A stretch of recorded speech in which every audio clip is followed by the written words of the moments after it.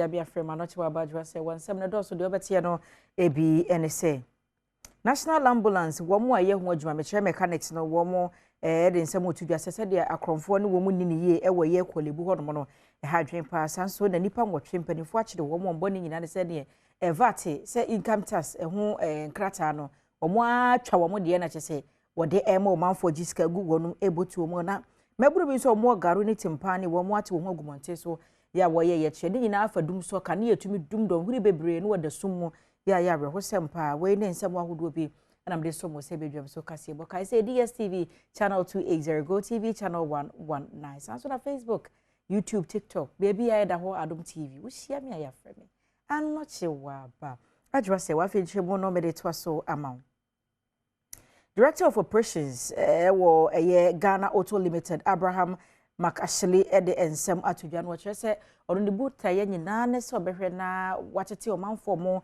benya ahye ho mpempena de ho enimdie na ambulance service no ankasa na se wo mo ahyen no a wode fa edipa bra kwanhie se ana so buo yare ana se wakwa hoyehie mo no wo mo edibre ne se wo mo hwe na wo ye wo kolebu aban yare sabia no wo ha ba ko ede se se de akromfo tete wo mo no bia ye ahyen ne sisi a wo ye ho adwuma ne ade be kina kwabra ne ahuri asimu na de ope wo hyen no bia no watu eko se de motu ato so wo kina mo de be ye adwuma bu so be ma so ede kwa ha dwen pa mo de ade hyede ato mpanifo dem so mo ho mene so e na sa de pa bonfo tete wo mo no wo mo eni. They say the security here, it is not for national ambulance, it's for Kolebu. So whatever happens to us, we face the whatever. So please don't come and say that we know. This environment is for under Ministry of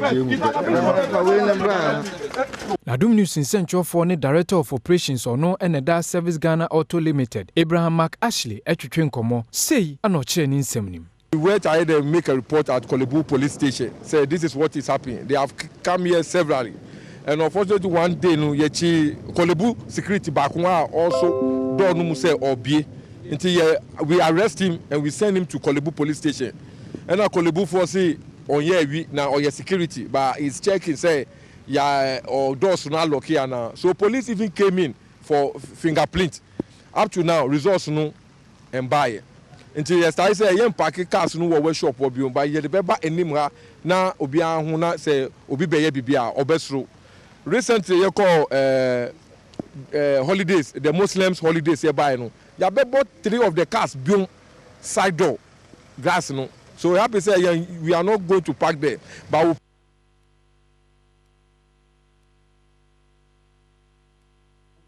Ambulance won some so no when wo mo aid mechanics e wo hono eno no na Ghana Revenue Authority no e mo mpanimfo wo mo e de na matimi a che lipa makomapo enwotwe na won boni nyina ne se ne to krata no a e wo sa mpanimfo de ma wo mo na wonam wo ba na wo betwa mo na wagiska de yakoma aban no wo mo ahye wo ho atwa won de na wo de nam e no wo hyentade a e chese obese wo impersonate wo chese wo ye adwuma e wo ye Ghana Revenue Authority ntimpanimfo asoma mo so mejeje to abra wo bia nsoma wo na no na nyankopon ayi wo so krata mpanimfo aso mo makomako enwotwe epaji ano omo issue omo invoice ana till receipt the woman say why register for VAT there I say at all times we issue invoice one year is happen what tomorrow nti bibi I call nyina no ya chichi omo ya ni omo ko ya invite omo ya ni omo ko your officer afei wodi afutuo ema Ghana fo wo mo eco shops ahodo se woni ya wokoto ne ma wi a hwese o VAT receipt no e ka receipt a wode ebema wo hu isan se enforcement team yi eye wadwuma yi se be ya wo mo entua VAT ni nyina obekere wo mo mrane se uko bebi na akota ade a nipa no wa register for VAT bo modia na ji VAT invoice no eno na kire se we oman baba yes it's nyina no e say ye make sure say ye kota ade a ye ji VAT invoice ehun pa everyone enko eye etifin epoye mantem no emu mabro bi a wonom ewo garu ene timpani wati wo ho agumonten so a wonom aye asomdwe ye kire de friend say peaceful demonstration na ni nyina ne se wo se be ye mfie miensa ntem ne se de omanfo ni wo mu ni ye wo mu hwe nyina mahode ho nsam so wonom no woni wo mu eni ni ye ne eye ne kane na adumfon bedam woni beba ho so no na de ache wo mu ase oni mpanimfo oje ne krokro de John samsa ti ho akohia se wati wo ho agumonten so no wo fe wo se na mpanimfo hu ne se wanyefunu ya wanya na saa yakayaka de onamu ama adwadie na asetena mu nsɛm ayɛ den wɔ garo ne timpa ne potem wɔ no no etwetwa. Look at we have 2 hospitals here who can operate surgery, but because of the frequent lines, our patients are usually asked or transferred to Bolgatanga Regional Hospital because we cannot go to Boku as it stands because of the conflict. Opanyina manaso hwa otu ane nsɛm ne so kyerɛ sɛ enam nkane adonso ne ntino ama nnwuma dodo na egu nkanka ene won ma wo ye costo de ba na sabia dia ayɛ den de amambo pa sɛ wo madwuma wo betumi ayɛ na awie pɛyɛ. It has affected us so much, both economically, in the health sector, and even businesses have collapsed. As we're speaking now, there's no lights, there's no electricity in both 2 districts. That is how it has been since 4 years. Abroad the ceremony, a comma DC is Mienu Muwo, Garu ne Timpani, Messin the Mono, Omoshe Womobo say, Ombaya Juma Bumahe on the say one how ye, Ombesano. We are all fighting so that whatever we all do, the information can get to everybody. So on this note, once we have stood here for long, I want to assure you that we will continue to fight collectively to make sure this problem is solved. Thank you. Bless all of us. International Monetary Fund ekuana ya na yedwane to awo mo se kobasa o my Ghana ye wa hohiehie mu amangodo dodo no akora no ko na oja wakwa akwaje mu na Ghana afeni ko na we ye de na be $1.2 million na yensa aka na mpanimfo tena se no ada no sentrofo nhye mu ase no na ja eku a wo mapa wo a wo ne Ghana mpanimfo no edi enkita ho no wo mo de atodwase afa de ejebo nya bedru eye IMF sika no afa di nkan ne beba nyankopon ya adom nne nti ehura ni mu se nne no enkwa wie de na $600 million Ghana man ensaka. There's a $600 million release. I'm sure I'll be working with him to see whether we can get it by tomorrow. And then we move on to the next 6 months, which will be another $600 million. And then we have about 5 different tranches every 6 months in the periods forward to get to the $3 billion. With regards to the issue of the negotiations and discussions of commercial and external creditors, we really are, at the beginning of that discussion, and therefore cannot really be specific about what haircut.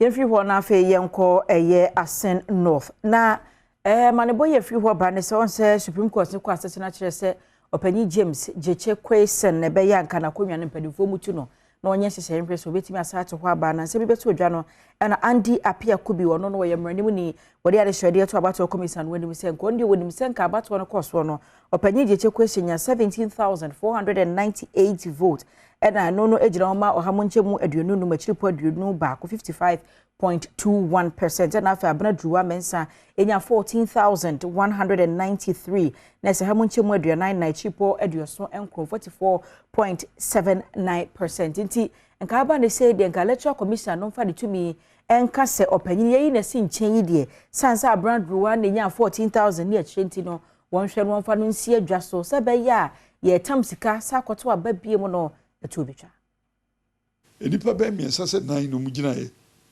yeto omuso aba abato no a ya disqualify ye wura kwesi no enam de ye wura kwesi ye yeso ntini ya disqualify no eninti se ya disqualify no a emramu no the spirit of the law and the tenets of the law ekire se omo akari nyina nso ye disqualify omana.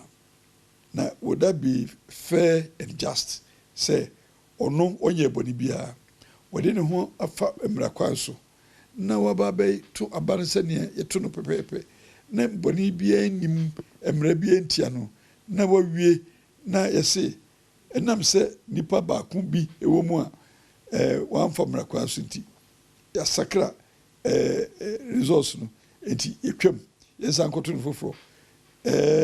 Yemfatuto obi a otumrika ho otumrika yese fale ba kum ena tumrika obi atumrika across lane waba bedi kai eni ti ye disqualify no ye disqualify no wi a de otos mienu no ono so ye disqualify na ana se ye nka se de otos mienu no o mo amotos mienu miensa nan mo nyina mo san kosase entumi kan bio Yerande apia kubia no oye mrahye bedwani na ono so ye emranim ni ekire se sabiri de sawbo electrical bisan sobo anya de yi entimi nkasa so di hemo ono ye public officer no obe kirew emra no se de tie na o kirew emra se de tie na wo kase bibisa ni ho a ono ni akwanya bia obetimi hu se de wo kan wo boa na mom enti yesi swe otu no wo swe otu ati se wakantam sasema wo kan ya no kre Yemfri hono mana yenko apa Denchira East ya na hinkro eye dunkwa ono fene finfi mantem wasem na make na ko no ma bro no ba kwa na se kro ba ko e friend se Denchira chechire na ani je se ma fri ho ba ne sa dum kase de betu dwa so kompotem hono mo ne se de sutine bi da ho kakraka tade e de so pa me am kwa binim na ohwe se de adwene ne nsuomu na makase wo mu a se mpanimfo mu ani ko ho betumi de ayebia ye o manfo dodo na betu kwan abepio no abehwe wani so ade ne de sika brempotem sansam nti no mpanimfo a wonom ehwe akwansera konsam so atimi aye eco tourism center stronko kwa wo ho a watwa eho ahomem so baba be bofom say the baba be tourism center project na baba be start nti mfaso de bia baso amachechire man Penimpa wo Ghana Tourism Authority ano eyakwasi ageman no kire se obi beyi wo mu asosire se anwade ekoso pa ewo asuo yi ho esenti de ho behia se wode wani ba behwe na afei wabo ase beyi a ebeyi akwansra ebeya enche ne nya ne tie se sa chihire mem ho so ye wo tourist site bi a esombu papa eye dasronko ene fisha edensuo mfie kodjoko ho a obi anfa ne sanka ho fese abakosam ne kire se ye wiwo oman no achiwade nanso omudi pan no pa enti akoye tourist site bi a atwa hoho bakro no mkofo ba behwe oni nyina mu no mansiri krache wo Denchira East Ebenezer Apia Fossen ehwe se empata ewo asuo yi mu enyade a wodie na no nko akeke eye amamere kese a ewo se nipa epu ebehwe enchiremu ode tu dwa enie Chere koi ye won nsuo bi wo ha ye nananom ejade ato e fe no nsuo de tepo enu mu nam no ye nwe ba to bi aba ye de pan no ne wubugu mu ahu enam no akase na mum ye ne ehwe nim se benya investor obetumi ebe develop mana ba tourist site to enie na se chichere for nsemi so na ejina de kase no asina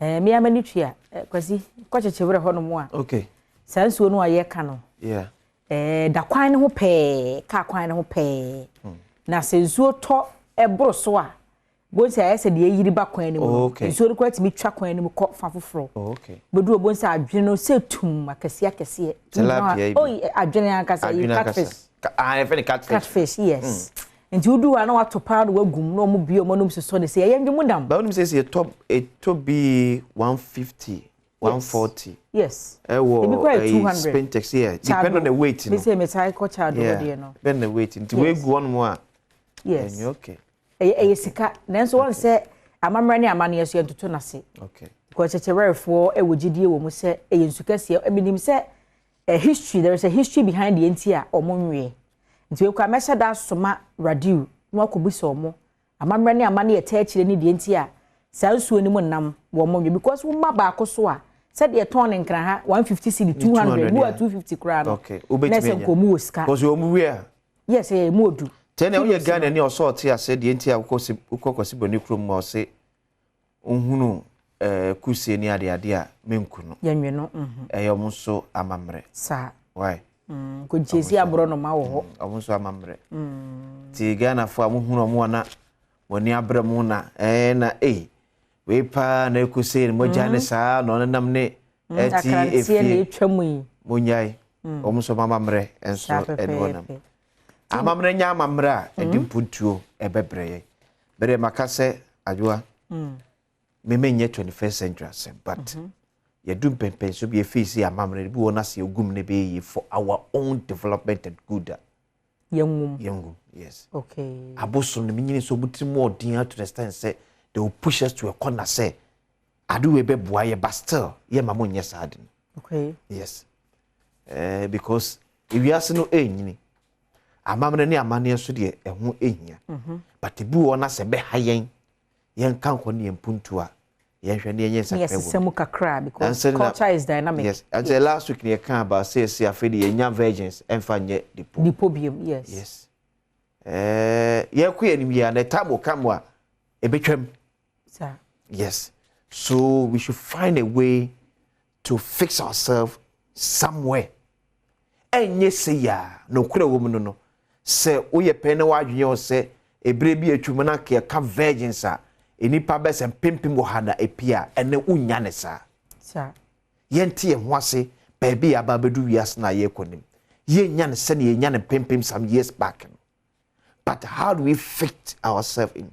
Some time ago na utina se twen se ye be tro pempa ne ade. Yeah. E ba ne po di wo parade. Assembly say anochwaba adwa sewa onya oleta wa almu a enje we check girls SP. But then he was happy. Ya be twa letter WhatsApp na wo so within 30 seconds on sa ka wo yina no. Na obi kura ne okunu te ho nkomo aba ma ne die nya nkomokuma so wonte. So enti ma be sa ye ku anim a ne ma be sa enka na wo fa wa brochi o ye cassette. No de abrebusia cassette e bon memre da nwumre be se free no num ko nonsia sabre ne padodo nyina atwa ahia so ebedu na nwuru nkukuo mu nwie ya wonya kwanya asema wo fa kato ye po aye mmobiem yes una na dia no de akwasha tamase ye obi bia ntentente se bia be bia ti wo fa asemo kan ti wiase ne ko na ni and voice note o mi aso a wanya no amani mu ne ma be sesa ti won sesa ajo kan fa chia kese nkoma eja nowa o ye sopani wo true faith asafun Papa nyame nhyira sa no pe wagebre na wo hweye true faith asaf manyina so mo chia nyame nkoso ma na adom ne nhyira ne nyekese ewo oso ba bibia wo bia ayome for the chronicle da bakata enhye ase nyame adom aferi IMF na ba bedro ene hwebe ayere so anomiensa na Bank of Ghana account musu over $600 million. O masa to light bill mo 18%, yes. Okay. Any attention to the also by 10%. 10%. Na say sen kan na 200 cedis a. Yes. Na unya 100 cedi na say 18% beka ho. Okay. This all to be 120 cedis na 100 cedis na the 18 cedi. Aka ho asa na tuma som. Said the kan na som no.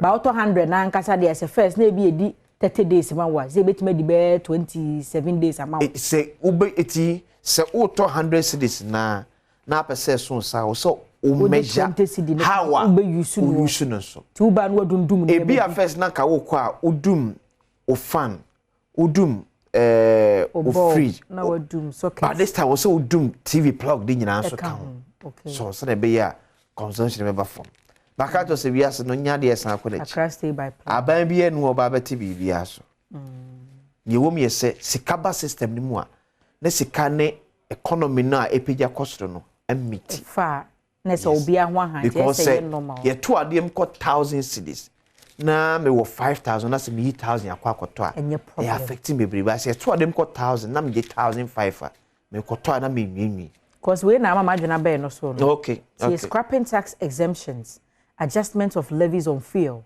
can boost revenue mobilization na say tax exemptions no say the IMF can omo kra ne ma ba bibi nti ye yitwo ni bi free so ma wo mo no scrapping tax exemptions na say anhwa wo mo ho beka ye be scrap ye no adjustment of levies on fuel it's in fact I told me to you see tax exemptions now saying make can was from 2008 as to last year now by ska washo through tax exemptions 27 billion Ghana cedis which is far more than $3 billion US. 27 billion Ghana cedis. Next year lose here no near we akwa kope 3 billion. Okay. Na GR4 despite for say dem oye bibia no ka obi no man hu sa amane. Am GR4 bet brother abebe ko asemi dika so na asemi wura eyine. Hwe GR4 ka obi na Ghana ehunu sa amane we. Ko nkrata ni ya. Say ehunu yama adwa no chi wa ba so ba bebie company A o me bebie company A me fa nipa 20 abansi because of nipa 20 abe for munti tax also ochiama ye no Ye hwan so am na bedu bia na so ka twa 2000 ye hwan so bedu 500. GR for ma Ghana fo hu se amanfo e mo tax exemptions no. Enyum mo di bie no o ma comply with the niema ye gina so de mo tax. GR for ka kire se enya de o se Ghana fo mu ye nipa bonefo. Wo ka na Ghana ehuna ma ne GR. Ami sha da ka ho. We paponi ni. E wo se Ghana fo hu ne se hyehyeye nti amasa 27 billion no. Na we se enenya na me continue. Wo ka na amafo bo Ghana kro no GR. Abi sha da wo ka obi na amafo bo Ghana kro no. Ma ye hu ye sika wo abi sha da nya osika. Ghana fo to de atakwa brane. Oso oba be bia nwuma. Ene se nwuma ba be bia ni pado abefo mu nti no. Ya teta so de amaw. Ye mu kunta cha Ghana fo se ye ma company 8 times exemption say. And she said the go comedy man so betimi edi so. Ye mu ga kunta cha Ghana fo timi edi so ada so ni so. Em na say I have the way ba. Abi sha da wo puna ma ne wo. Sika na nam so jeji feche nya. Ya otu na dead. Kwasi yanko ebeje no se busu na ye fiada na yenkai wo se na ye fiada nti na sa ho se pebeba. Na se de kwasi ahiti me kai won so se asemi dika ebeba na afa interviews bi e wo ho na me nsan kai won so se agokansie mu nsam so atwa line na afa ye wi a kwasi atena pensem atwa so bedwam se ni ye basisia.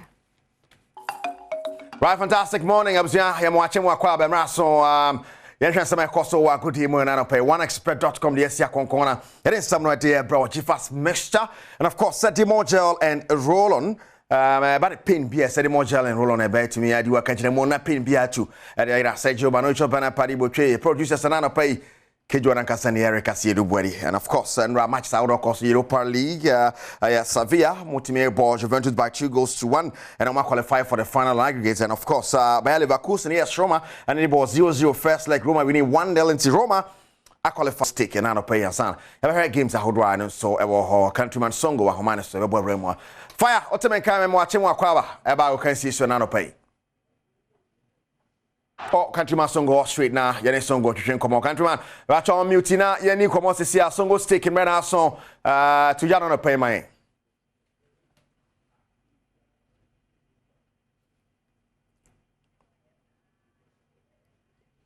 Okay, Eric.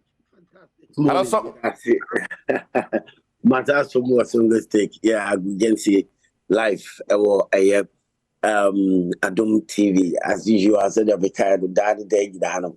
I've been over to me for Mondays, from that is Wednesdays and also Fridays. They said now what to make Songo stake a bedroom I can see fantastic measure and Ghana league matches I got 4 matches to go Ghana league GP or no. 4 teams are almost pay, so almost fighting hard, edgy league, and even including our grass.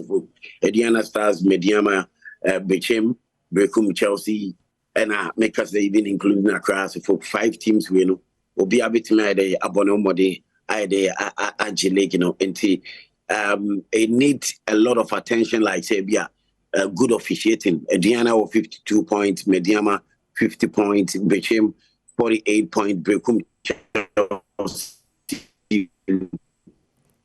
46 points as the full league,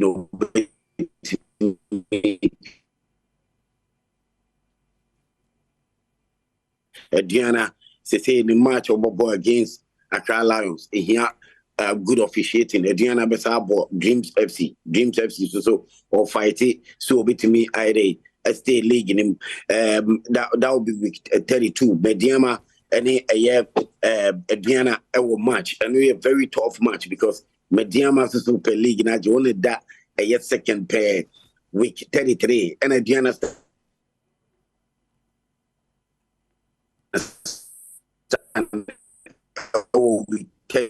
coming weekend and very tough match here. Say 2 teams in England and Benya fair officiating. Mediama Bobo Kim with 32. Mediama Bobo, Diana Stars with 33. Very tough match because Diana first, Mediama second. Then Diama again will play a Tamale City with Perry 4. Tamale City is so any abri. I want some relegation. They say Msa became so a third position, tough matches or against Legon City. We here say fair officiating the Kwama 2 teams thing you understand. And Oba a fourth position where Dreams FC Bobo Brekum Chelsea. You understand? I know you're from Oma relegation, evening now, so a bar. You should understand in Stratema or BTC can fighter or Munyanano, they are facing a relegation. You understand? Kutuku Royals or Munina faces Omboko back to Division 1. Right now, at the moment, league in here fair officiating. That is what the league, Ghana League, make us say. I mean, football in the basic things are here now also a DNF, BBT say officiating, BBT say supporters in my park, BBT say to Trasema a course by force or Bonnie Homer or pursue no points. No, you have fair league, na system Nisika womb. Supported teams now. I didn't know to top players. Badwam Africa Confederations Cup, Champions League, or Mutimia Day, a Badwam. So Ghana League no baby. I think the last 4 teams are more play relegation and Great Olympics or in Stratema or Kim Fighter or Kutuku Royals or Nipa 3 teams train about relegation and teams train about even Dreams FC Omuka Omunayi. So this is the moment that we hear of good officiating. Football people, the attention, but a year league, so I'm making sure say fairness. You understand? And Kasami per se. Obi to Abamami, Obi a day, a dimachi as Abia. Mina me share football no sunti.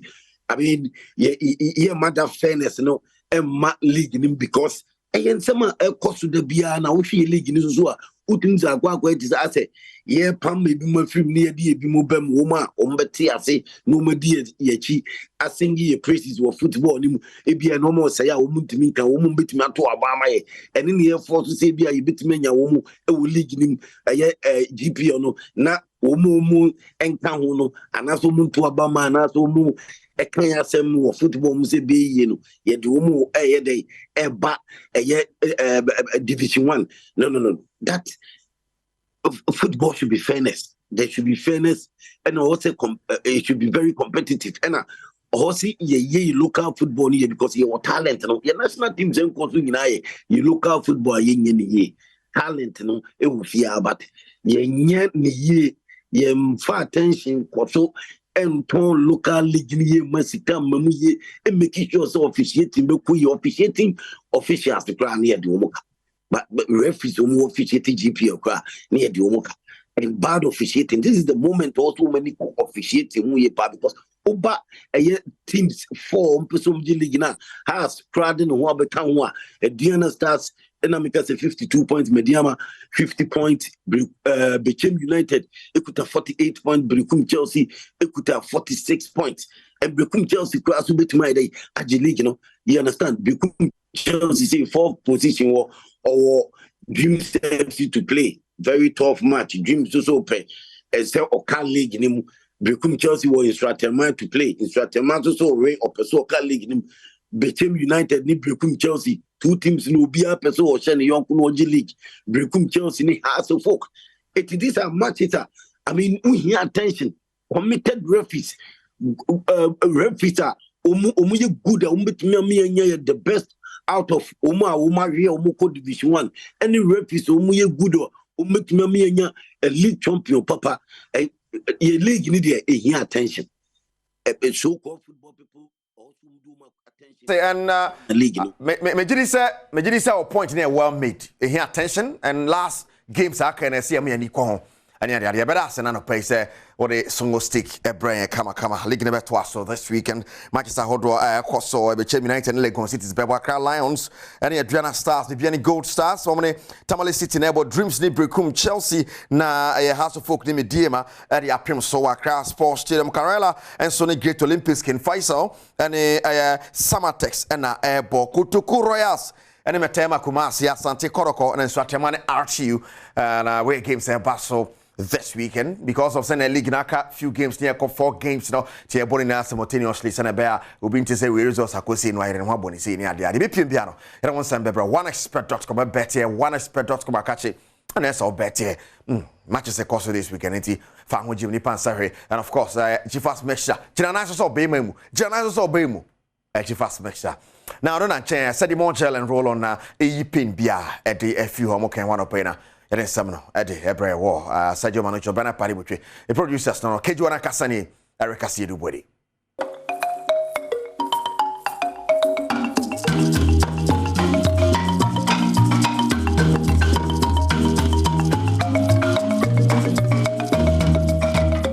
morning akwa sonko is about usape jumezido e wosomfo mame boatin wa the fantido president for the Brothers and Sisters Association. Now, and the pay is all to you there, more birthday mood me. Mugudam is the birthday, Mugudam is the birthday, Sunday, or my producer, Sandra, Sana couple, their birthday ended that, ended the no Yakoponize, I feel cat name for host, Moses, Bomb producer, no Bomb and Yakopon, so Sunday, the Yakopon, no, on board Nadine and Tassado. Get an assay, Papa. That woman producer we chat son no ho esi pepe into no Sandra and a couple happy birthday when you know what we deblated didn't easy Yakopon on show on your case say aye na there bomb pay Yakopon in your mobiano on your more big time you be trend on social media for baby ya to there you know look or vibe basa ma yen take a crown yako social media hono ma no do yaza mu huni video bi a video no mu huni no mo ho kakra e be ke there oye Wednesday no bobo amenze there yaza yenya nte there akwabo musician ne papa a na no so oye musician papa no oyaza waka baby we film onka atasefo asase hu biom na ye gudo yerizi no ho komo Sunday oya legend wa bobra papa Owo Ghana hade na akoso Japan make revelation bi a oya hom talk akra uma yente akoso yaza okay o Adom FM before akwabwa ebewu no be 3 months ago I'm a friend say 4 months ago friend say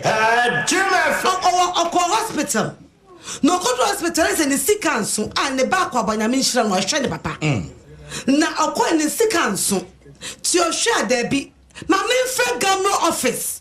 No mean be some bibi kakra fan kamizika no. Na ja mi tu fan to mi ready amame. Papa na money ya won any fro, no na nim fry. Ya won any focus, odoma mesun go no board keyboard. I find say pa logo no board keyboard. Enti na nim fry. Woni na ya adwuma na ya adwuma pen. Enti ofo sa kosa wo ya adwuma pa na mu asem bi ya meja. Na me se catch no se ma hospital. Me call and me sika so am fe Gamro so mo ma misika. Abraham Ateta Cronfone now. Oh, they have been patch what dear. Okay. What dear, Mr. Mr. Mary sign. Abraham Ateta Odi Sika. Some make a Cronfone. Okay. My chair sign. My Odi Sika, I don't like it. My chair sign. I didn't Abraham Ateta. The car on off. Abraham Ateta of Freya, not Gamo fasten 250 Ghana. 250 Ghana at 2.5 million. What kind of sacred too big? 250 Ghana. When you had 150 back. And of course, I just because friends or you'll be on hygiene. I know say call him no but so send it back. Also must send this size kind of brewer. I say sometimes don't listen who send no best send call back. Say I as a merchant you be normal. Exactly. 80% bisa Gamro for say. Papa no 1 weakness on be ba na. Na amba be mesika na. Show off am. Say Gamro for my atiase say. There's no board. Nesam na me say. What hit it too much. For what's in the council himself. Okay. Oh yeah, atete kakra. Eh? Oh yeah, asefem kakao. Ana Master Bob. Like Ghana Music Rights Organization. Ghana Music Rights Organization, Gamro. Like, see, abadan obi bobo gamro nizin na waka bi papa bi afa gamro abada no obi obobo gamro zin the gamro oh gamro sika what the send ma that benda when because we keep getting these complaints de bia gamro iti the mina one of my artists for na waba in town no abas no be encourage one to join gamro another one can register one with gamro video ya say waka call kasa honom J Folly and orichem the oh my days this is terrible feel so DJ into us as a code honom you very very very very terrible onya kra denta or say oh my god oza kuma we bubu oza to honom KMJ or say damn this is sad chale Kwame na MP or say this is seriously wrong nobody deserves this no matter what and no as a pekwa why no onya sure that obiara or deserve them kind of treatment in his police phone why no there them George Floyd on komu bi na yelize no Black Lives Matter no o say there yemie ye ho ana dem komo ne yezu na ne pe na ka me be na mikita mo black flag Black Lives Matter once ahabani inte no ho asamara nye comment a me hu on social media ni bi na menye ho ache no asamara nye suspects OTB also my brother kobna KB music so na zo no the honom no Kobiche also very heartbreaking kokiti also oh my god what did I just watch mampumuhuni that was mutoba mitrim IMD money on the way kunkum na Giovanni ocho bibi o honom also this is mama Giovanni no come also this is horrible. I'm glad you released this Charlie. Now say they are smelling cannabis in Brixton. Okay, I say Brixton honom no. There because they smell cannabis or Brixton no nature there. Or to the America there and nam.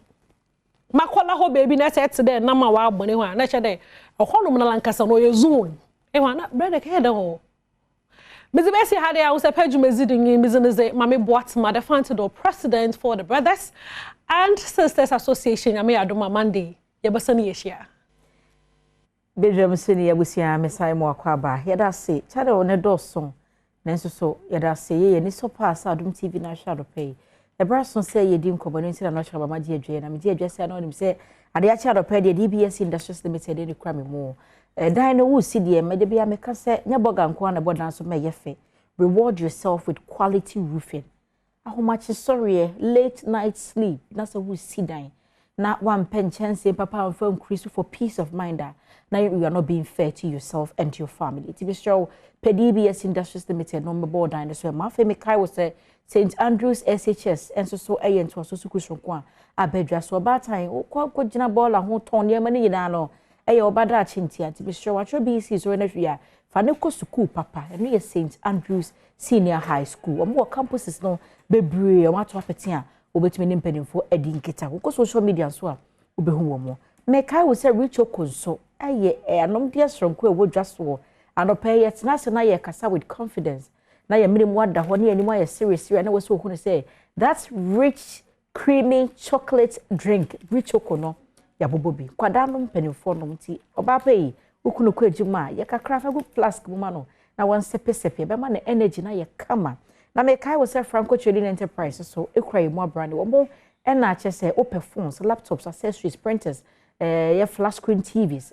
tabletop fridges, or more air conditioners. Me show download the Franco app on your phone. So now download it. We now both rahon one. We be going to send you more mutuini negro. If you are bored, I see. And no winning kita home. O demo crown be deliver mawa. A born other from strong kokra. Now if you make high was obano, what you was seeing social media one chat. And so university about super so could be. Me show do here yes or back to school. Bear was me and sabos means yantem. Now what's our quattro nunti. We here remedial school, Papa. Papa don't St. Andrews Ultimate Remedial School. And it's St. Andrews Ultimate Remedial School penny for to come. Now for boss make a craving show banadre. Now one sanchon won't channels your pound would wapasui. Obanim copy said you may queen a crummy mama matanasi and a piano to waba. Medin competition and ebema. Now, Commander Yebedi no himself Mama BC. Or Tenacity and say BC 56. As a free Calmet Pharmaceuticals Limited ho. And now, but Mama BC said, you never found a home say, ama maka time one ehwe yi no GTV no dressing say ya na eja na bono nsia akwa akwohwe news nya grokra ma busy. In fact, today you look like a Ghanaian woman. You've always looked like a Ghanaian woman, but another end you're very exceptional. So they were both duku. Na ahwene no so edi him na oh why fe. Why fe. Our mafia Assemblies of God meku si a big girl ba de ho fe na wo suban share me nse me ho fe na me wo adwempa. Amen. And then what's a big girl? Me that's pa. Ankopon shirawo. Amen. Won shirawo. Amen. Nene Calmed Pharmaceuticals enim say no de papa no nyina mo ho ne wo. Sa. E fa he ne ese free. BC 56 oh. BC and na be can Iolabs any gripe water no. And so BC any pile leaf ni nyina aka ho and Calmed go for fi India mamu eba oman mu ha. But and na de wa kan ma ho fa no. And then mi gina mu ama abatan. Sa. See the Mother's Day in chair. It's an Obama about time. Okay. See, Iolabs gripe water. When I could add from Major, you know, had or had. Hey, mammy. What Bobby Biso? Iolabs gripe water. A drone one so I call made pharmaceuticals. Alcofa a few India maimu about my muha. About time on penny call made in our yard. Iolabs. A dra say akola oha ubi a chance if emra ya wono especially every 3 weeks e could do 6 weeks obe hu say akola no ni yefu enhyeda nkoyiye ase ne bofunu no afiafie bi na ajanan ketenkete eno no e kire say obata no so wo foforo say ya enchia ne ade nti ode akola no to enofo na no a onhwe so nti akwala num nyina obeti se obo na num toto mframa no wo twe nti me twentwen so kwana kope Iolabs grass water nti edu nti na ho abo na fum obeti tom okay enye do no bi na hye ne yefum sebe chese oha nko a wo sa akwala yi wo twetwe no ho ntisi so obata wa wo fofura nka obema oba no fo fefefe na wada na usu wada bi na akwala yi tete kwana kope Iolabs grass water na bia me ka se we no on say we ade friend dwade ya kan for no na akora ne nkuto ene ne pala ene ne niema nyina kolebu nyina wo mu te we say we bi esimu entwentwan so kona kope Iolabs especially nkwala no wo de ma wo mu a te na ti efri ho no mo say e bia o fifi ese o fifi nketenkete ni hwina asi maame ni nyina be clear no eyen haban ma ene ye de aye side effect bi eni ho nti kona kope bi na fama oba na se we no obowra pharmacy bi obi bia obenya bi se o pese waware eso a kona kope Iolabs grass water ema akwala no hoto na anajo obe num nufu yi ada form ama aja uni wukuru so atwetwe mo se akoda no fra magina na yemu nti anajo be hadwe sa wonnam mpo na wukuru asa trebi asa na wukuru kwa adwese wakofa busuefo bia be frame okọ party na akola so osumu me se 4 hours don hwere 9 na akola yi so me se kan ho kona kope Iolabs odi man tete me se maame no mpo abecha mentoma enya fedi agro Iolabs uka Iolabs ana wabo do wanwa so di about time edru ura pharmacy we nka so pe gripe water keke so pe Iolabs enti se nka yo na chemicals a hye ne ma no we fi India ma uka India dia obi anim India na Iolabs ba enye ne gripe water i ba enye ne omo first time a omo de ba ye 1851 me na make a na me ne wo ne ye wo he 1851 wow enye na asem nti se me ka Iolabs na ma bo adrodin kona kope bi yanhwe molis oil nso eno nso na debi e ka se oba na fe no wo start ya oria wa na sisi apembo ye de massage wo mo no asem na okay na haban ya ye de aye massage oil you know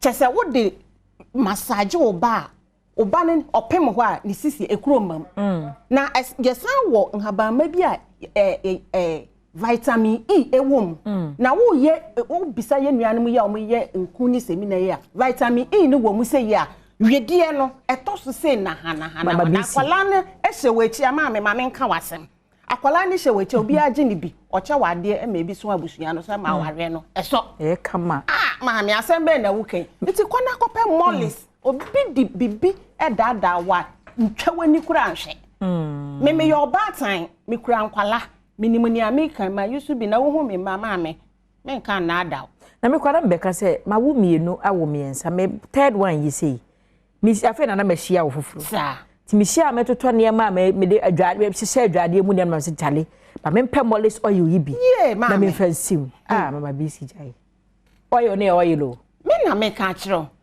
eye oil say uka India me se India honom no o ma hye da yi asase esi honom a ato ho a ye di dua nhaban a ye medically purposely for medical nti uka India de no wa bokuro bi di a omo ye awanwade ye ka nnura enye nnuro keke ennuro papa nti mompene Calmed da tu fa akọ India akọfa sa nnuro ya ba e de ne ye nka nkire Calmed ya mi hira no nti wo pe massage oil dia eno ane mollis massage oil oba kwa nim se massage akwada akwana bre wa we the whole day nti do adwuma na se wo beda wo de kakra twi sisi achi watene ne nsa ma adwuma no wonim o minim na se ma wo mensa awurade wo de twetwe de massage na ne akwala da ho ano ane se wo smile say ya ese de na ne papa ni age ane e check no osan ya won hwe ho ye yan hwe pie leaf no koko de yesronko no so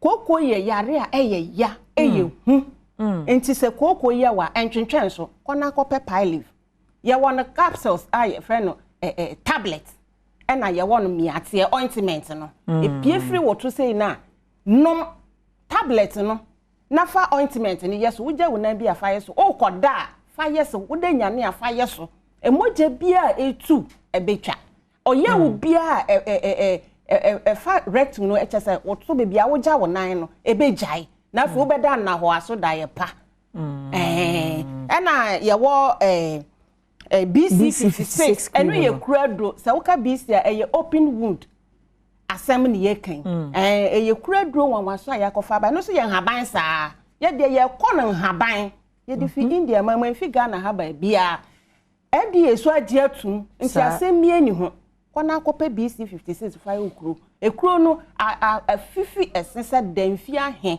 BC hu ne pe na wasalutu no nti ye ka Calmed ya de nti mom ye mpene no na ye hwetif endu papa nyina afa he na me pedodo atu a menya bi o maame se wo pe eno ye atu a ye wo bi wo okanshi Calmed pharmaceutical tudu ewo okanshi honom wo benya bi na tudu close to ye nuanom nkramofo asoridan no ubenya bi adabraka opposite Malcolm ubenya bi na plaza okanshi hwa ubenya bi na Elohim Adepa house eno so okanshi hwa ubenya bi na ashama opposite Manya Krobo Rural Bank honom e ho so ubenya bi na Madina ubenya bi wo honom Madina opposite Malcolm na Cape Coast uko Cape Coast Busi Pharmacy ubenya bi wo ho na Sankotex pharmacy ubenya bi ewo Cape Coast ho na Pena Herbal shop ho so ubenya bi na Ashin Pharmacy ewo Cape Coast ho ubenya bi na Kofodua anso a Kofodua ye Gapsin Pharmacy ho so ubenya bi na Bano Pharmacy ewo Kofodua ho ubenya bi na Kumasi nso a ho so ye Costa Pharmacy ho so ubenya bi na Freddy Mens ubenya bi yasia tre ya hye ma kodu sunyane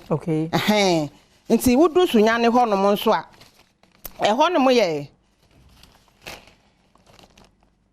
me pese me ma sunyane fo achen anopai omo ya ade dodo maame nti se wokọ sunyane nso a Green Light Pharmacy ho so benya bi na buse ho so benya bi na 6 Stars Pharmacy ubenya bi afi my number no na yenko se woka number ne dia ube frɛ number yi 055 266 7712 ena ba ko nso ne 059 38 70883 and a pharmacy bia e wo Ghana ha bowra mu enuro ya asamkwe ni nyina bi ewo ho mama bi si ye da se adopa abusia mama bi si de da twetwe nkomo free Calmed Pharmaceuticals Limited numbers ne good screen so no fa de se edu papa opedodo atu wa from na wonom amobi be da se na de adru so de onim se birthday so na so na yedru birthday so se de na se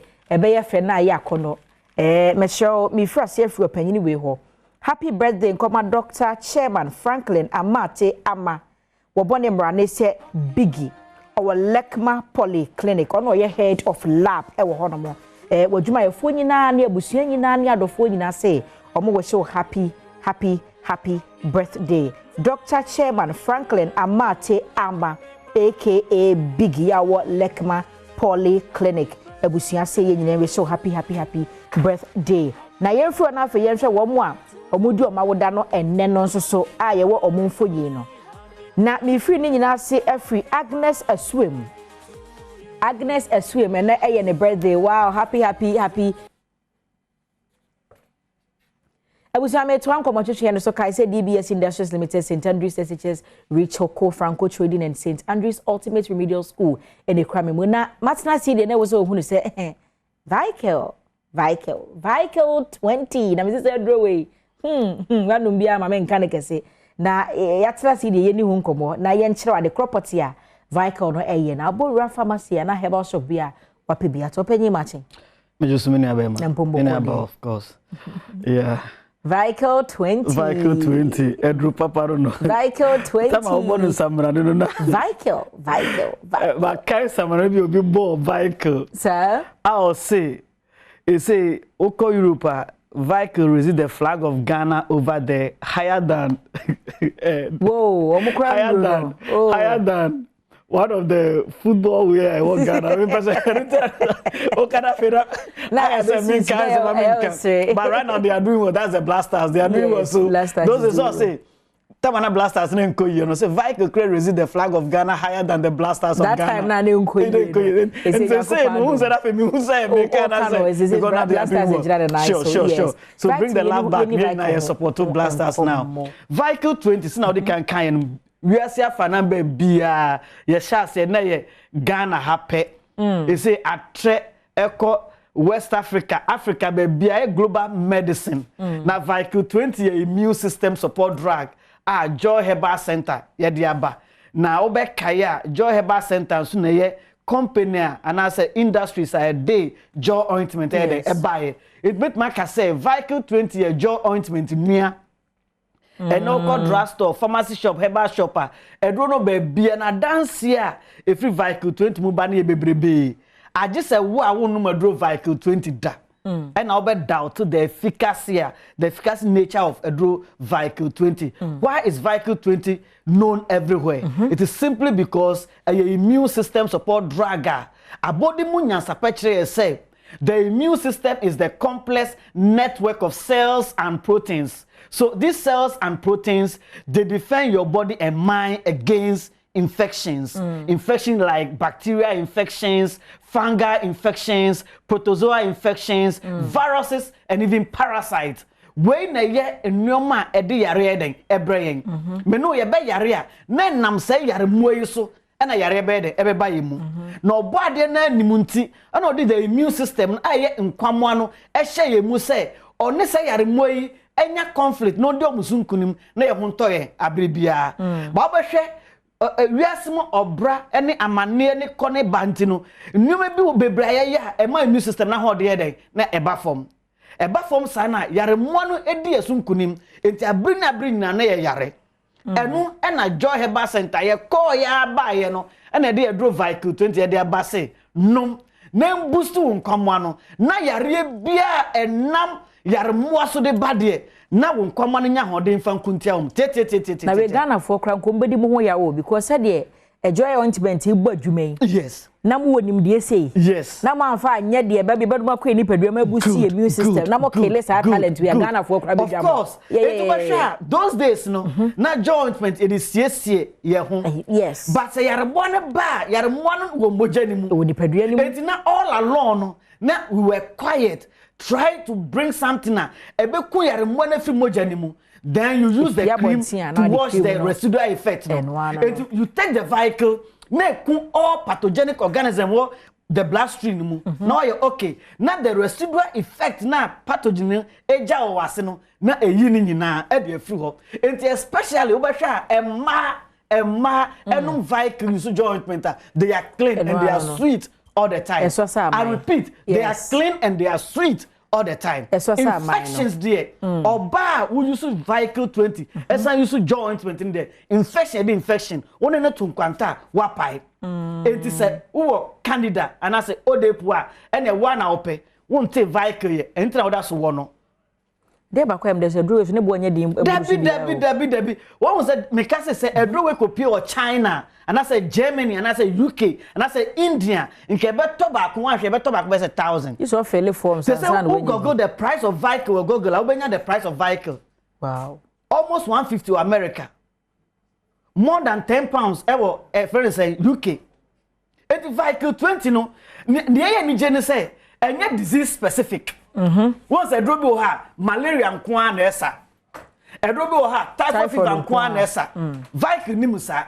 On the just say yare ni nipeduemu impo ye fan as like on yare you can even take it say bo ho na ebi nkomo wa akire ho na ye ka say obi fresh say o da BP aduro so otimi sa no na say o emfa ho akire mu kire ye what say BP ma men kan no kranche Ghana for ni obi oti say BP a condition ye ntu ase eba na ba so you manage it na dro ba kwa e dey manage vehicle ma yes and ye two ase no e drove vehicle 20. I repeat, ye 2 BP ase ye manage, but a drove back on the manager one shot. You over say 5 years now we refi class over BP e drove vehicle 20. Na say so on the BP no class still with me say no vehicle. E beto mribi no obetwe no fi say BP do no ho atwe no crap F vehicle ho. Me maame ye living witness, me maame ye living witness. Okay. Enti omo mo asichire yare first class e drove the mom e vehicle 20. One more BP. First class a draw a vehicle 20. Impoye meremano. So that BP do no so open secret. Say nyasun so kakra e wo yeso. E ma ye a little bit rusty e wo mpem. But ene so your berema na utie me. Now no vehicle 20 the regulate and also the manage BP a. Me pa cho ye be so more PF. Your best more PF, I been make more PF. Then you can imagine the efficacy nature of a drove vehicle 20 make one sem. Vehicle, you're 2 years ready and say so be no be that no shame because I branded don't know patchery. But why one be no more man be no say passing America vehicle one sem crampo small. Because me explaining the way a vehicle near Juma, so they need to add to what I have. Vehicle 20, who prostate and more prostate. It could be inflammation, enlargement, and as a cancer. What they work on, we are some prostate clinics na enkosiaga. Numadro vehicle 20 national day. Me pebia to a hen menye bie. Oko drugstore be a ben. Pharmacy shop and a herbal shop be na. Unsabeka a draw vehicle 20. Share who UTI. Ade ba ko ha dwen pa ne say. Obanya symptoms bebre bad na ye shi. Aye bufon say de be no e fat. Why emre? Kakra no e fat kakra na. Wutu say oye bibia. Who made it as na moja short na so na moja na short UTI enu ne so ni be a frequent urination kakra na jonsodo numadro vehicle 20 number no ne jonsodo na obechima memba numadro vehicle 20 na ye nuanu ma omo menstrual pain any menstrual disorders wow menses ba wo tie ya pa no I challenge you say bosom ba beso kokoto 1 bottle per answer na asema me ken say me boa to 1 bottle nanum na hwe say this month obeti say yaw na obinya yaw be say 3 days 1 week answer na ba but ebia first obeti yaw kitu ebi kra omonte yaw kra say den dey we say bibi fa ho na hu say bibi na wasiesie ho answer na wapi to for bi kra no because of vibe kra omonte obi say doc senka me plan here can me say me hu okrom that is the power of a vehicle 20 one no man just plan ahead because anytime soon ebetima aba obetima freyen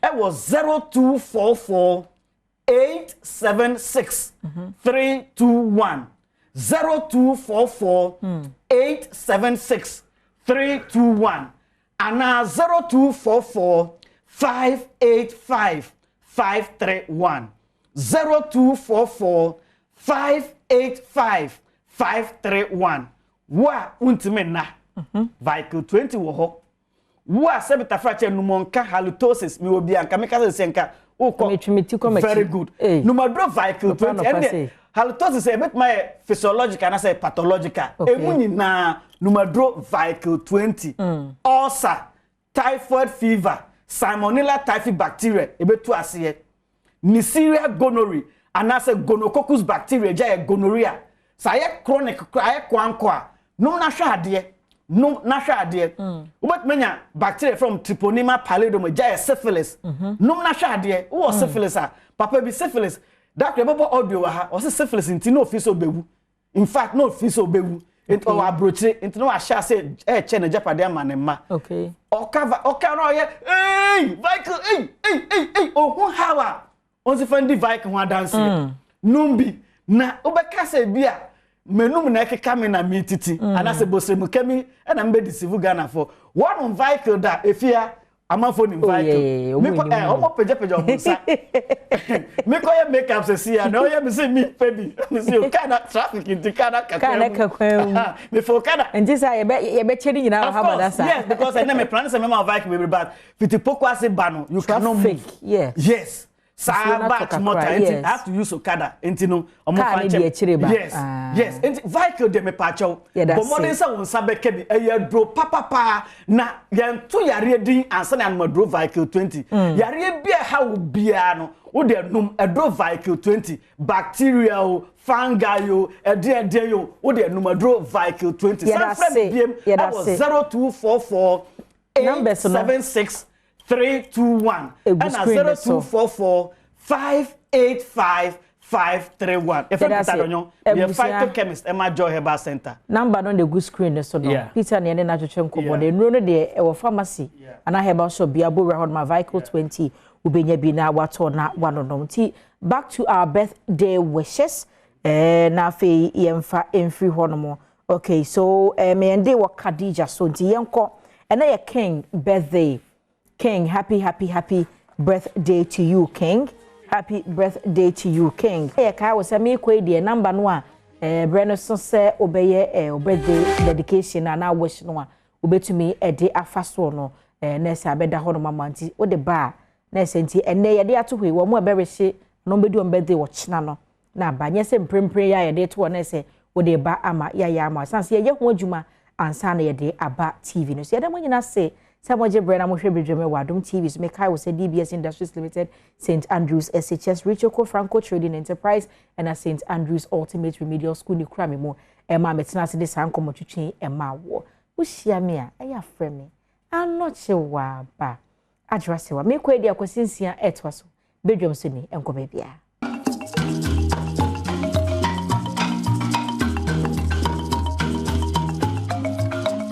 Yama mo nyina mache Emma wakwaba Nyankopɔn hyira na adom ne mpagya ne kɛseɛ na humɔborɔ na dɔyɛ na yemye entom so enanopɛn oguso ehwɛ bedwam wo Adom TV live on DSTV channel 280 Go TV channel 119 Multi TV Facebook YouTube baby dem live hodom ana peso ho ye eno ye hye komodia bia se edefa amanfo ekoka mnem ewo brem not galamsey pit emu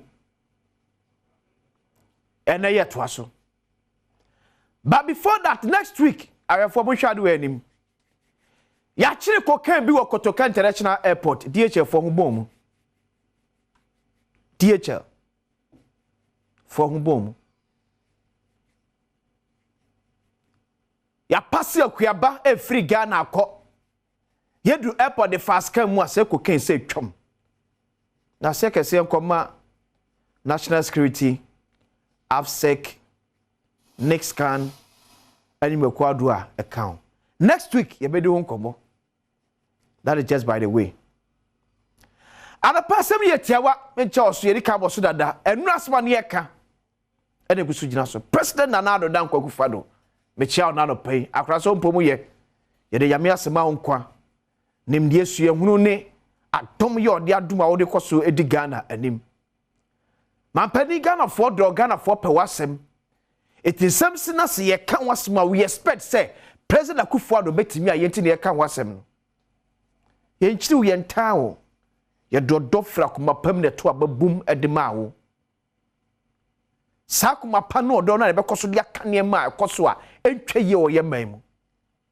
nchi akese nkoma ayire Her Excellency Rebecca Akufo-Addo ma me mpomu ye de nyame ase eno me bo otumfo asantema nyina wura ote kokoso the video yo dey somebody to dwa wa bra Minister for Lands and Natural Resources Economy Power Green Ghana Jumadi no entoma asmo de 242 dwa aba semu anu o ka de kire ye se na na mayemfo bi e wa sentiment matrase aye hwan magalamse koso no no 242 aka se betesi ba kwa prabo sa bia wonom amanse ne potamu mimu asobo bi ana onte mamfa nko de ntie semu a o24 osetu ababio edi tu jabese nansa entemie yentie sen bi emra has taken over the land, and I say to them that if you sit there and you claim that you don't know what is happening, then you are not fit to be a chief over there. Sure. So these are matters that we are going to take it up again. That despite the several measures government has been putting in place to curb this menace, illegal logging and illegal mining continue to pose a threat to our forests. Sure. It means that government cannot do it alone. We must all get involved and support government to come to grips with these matters. Sure. My chiefs know that I've been speaking about this, and I'm not happy with chiefs in Amansia area where Galamsey has taken over the land, and I say to them that if you sit there and you claim that you don't know what is happening, then you are not fit to be a chief over there. Sure. So these are matters that we are going to take it up again.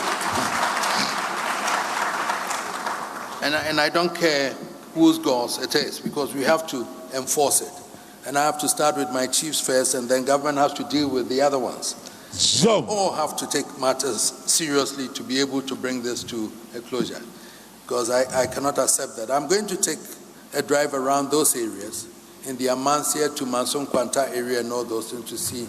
I've gotten reports about what is happening, and I'm going to do that. Sure. And if so asem no o se amanse ne potamu na na mayemfo aye hwan ama Galamsey adwo mu sase akenten so no onuamu eba ho. And this brings us to our discussion for today.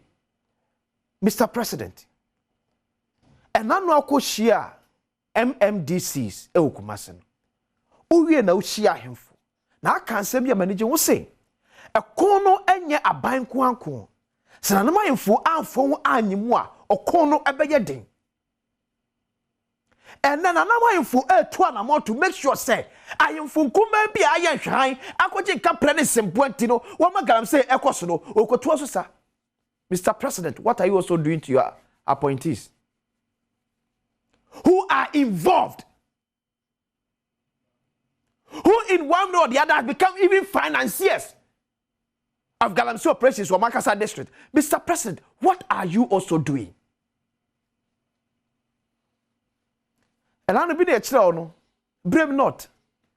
MC this say onimpo kura say ye Galamsey oh baby amanabugu mu no. And up to now that's what you want. Oh, that's the MC. Because when you say under Akufo-Addo there, you do anything anyhow and you go scot-free. Because President Akufo-Addo akunyana chomo. Anything MC betimi ejere do so aka say Galamsey akwaso importable. Galamsey akwaso the area for 8 months to 1 year. MC it was a blame not or onim ho hwe. Onim pokra say Galamsey ho. Or that's the MC. Hey, President. Can start in you. President Akufo-Addo, Adai. DNS. Omo to be gusuana. No, because so what trust again one. Okay, Kesia, enye you, Mr. President. Me say, me ma kwasisia. I got to know you even before you became president. It is a major may express disappointment. It is because of me who here.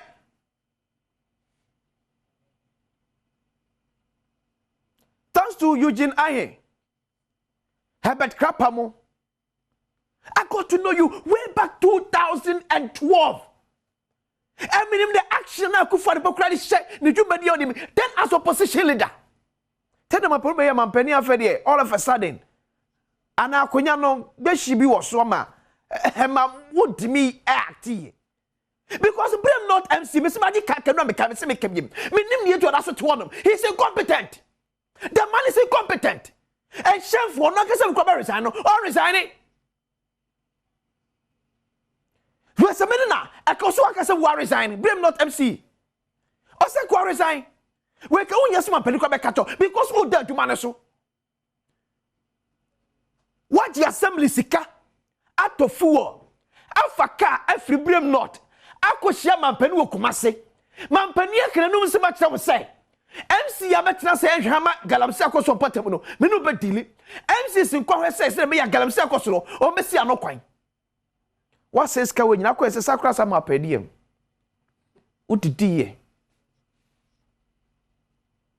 a Jan Papa, ya the mamma would tea. One monsieur. Anonom de sada so.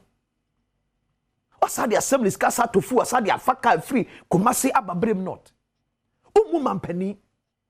Umu no. Etu betina say enhwan aba papa pani we say beji onim enu aka say deal with Galamsey. Na to 8 months to 1 year Galamsey ko so pata oseminim ho hwe. Woni hwe ye dem ko so ye competent wo de adwuma ne so.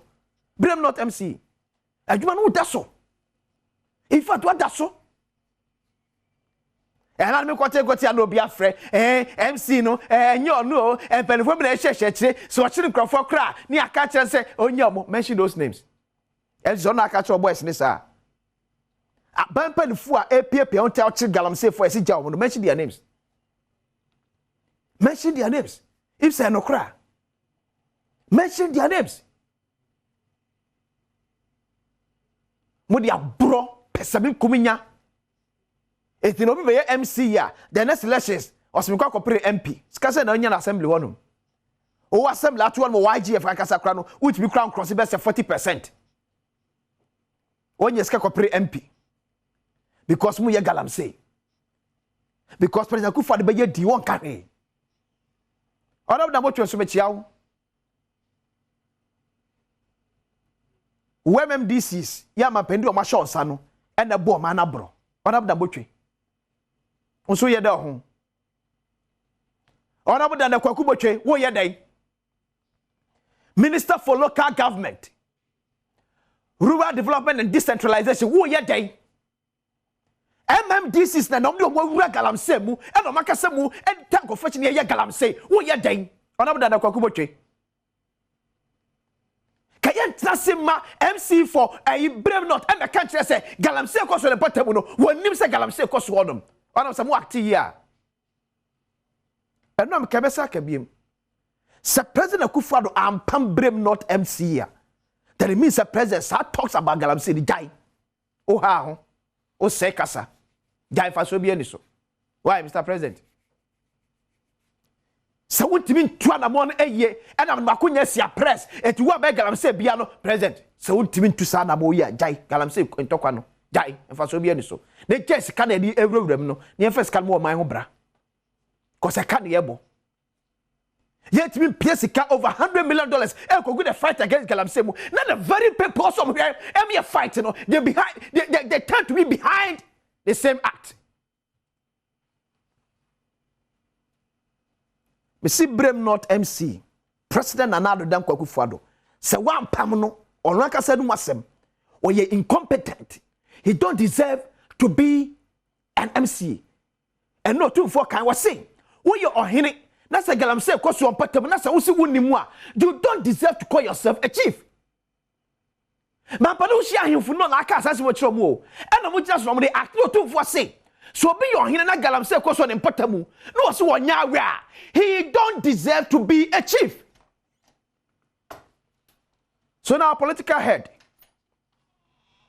If so be a MC, na se galamsey ko so ne potamu no so onyawa mampani by Otumfuo's words and inference he don't deserve to be an MC. Why is Brem not MC still at post? Why is he at post? If indeed we want to fight Galamsey. Why is Brem not MC still at post? If you guys are not behind him. What say Ghana Sika on Galamsey fight? President Akufo-Addo, what do I pay for more say Ghana Sika on Galamsey fight?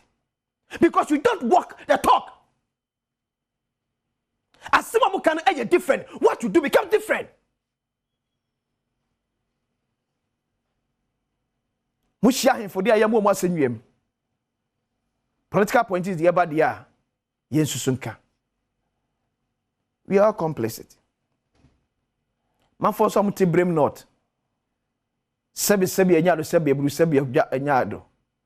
Se munu keka. Assassin ya idea. Ya ni ese no. Enyam no ma bibi. Ye pow incompetent person no say MC ya. Ni obeka no. Se Brem no for nya competent MC. E ko timi keka ne. Kamu timi ka na bo na say ya da assassin ye dia. Ye be say ya assassin. Because President Akufo-Addo, unfortunate for you guys, are incompetent, clueless. Man as MC. And the amam. He didn't have questions here. Get the pense mu eto asme ka say Monday. Me no be din komobi. From Monday kwa. See ya chile cocaine. O kutuka yem change na bia. Ye never your for. E di pense mu eto aso.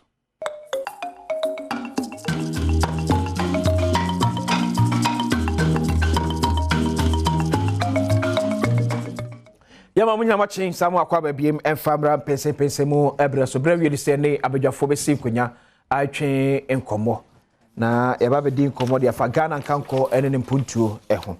Before that me hunu anopani e kan story bia ewo the chronicle the bokata no emu. Yeah, as a parliament fight for Achimansa district share of national cake. A public accounts committee and penfo kwase to makasa jetum say Ombetwe kata e de akwa akoma Minister for Local Government say Achimansa akachiri e wo mpuntuo mu. This is Public Accounts Committee. Committee ye NPP ni NDC. Mashe ya fo na eteso. E no munyina adua ko benkroma je atum say Achimansa enkankwa ni mpuntuo akachi. I don't see Local Government Minister.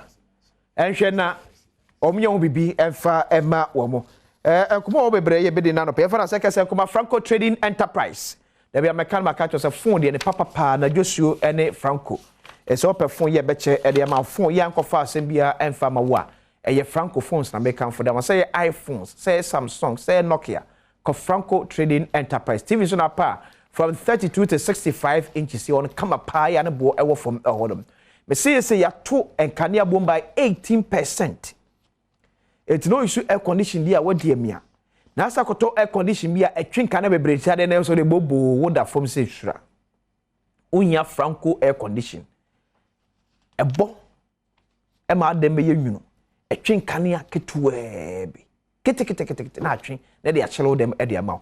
Hwe Franco e won kan tema kuma se ne mia wo do bebre from 0246 422 338 0246 422 338 sanso ena amenka asem so da wo yoba na sabosome so na bunsa na onya akire e haw bia eduro ya wohia e ye 3p garlic mixture and papa eno no wa kuma etabo periperi obi oto wose me sare me nan ayetititi ananse na achime ananse nche stroke ene kekaba wa kwam no wonya 3p garlic mixture eno ye duro betimi abo na atu ya wo bi erifru ni padwem ere ma pebito ewo kuma enkran kashi Kofi Sam and Kings Walk.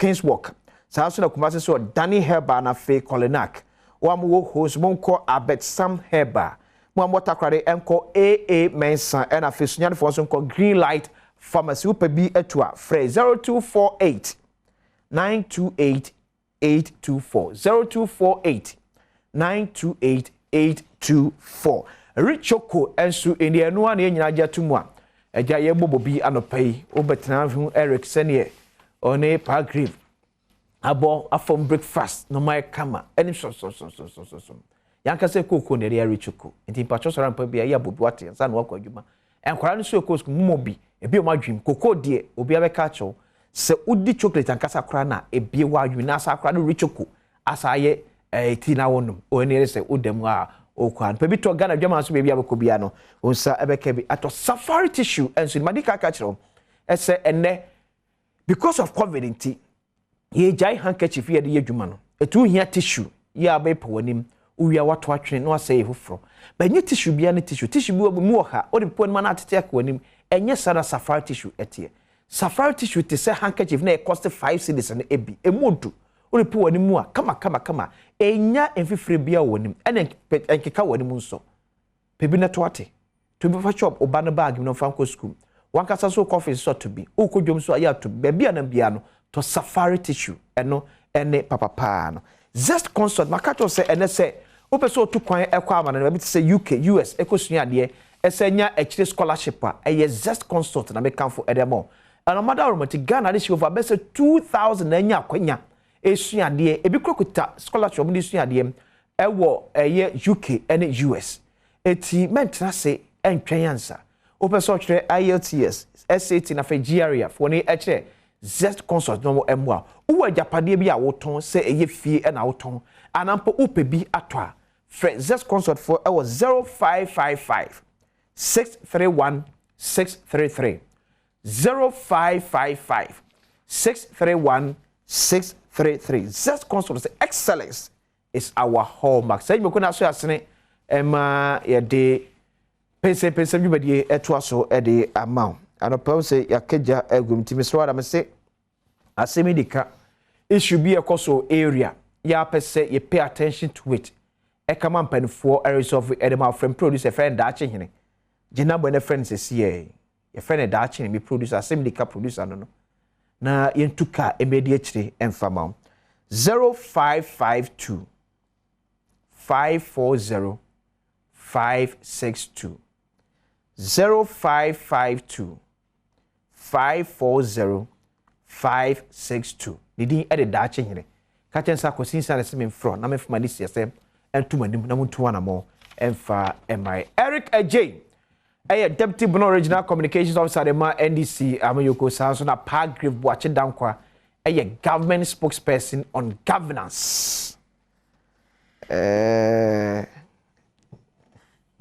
and security and like I say amanfo ewo Ebuakwa North enia den say afi opeso system na Palgrave and opesom de neighbor minim so no emu atia obesom e de ama Ebuakwa North no akopre seat no biem e de ama the new patriotic party na papa godie akwesi nyamiadom me ho ye de yamia saban mu te sai aban mu ye nyamiadom jumadi Ghana for de ahye yensa okay ya boso ebo ye homodin ye ne kakakakra wankasa onim se sisi ya IMF sikasema ya kopre ye no yensaka yes na watching and they are first tranche $600 million eba beto Ghana account mu aban esan asumdie pa isan say ya tete transport for so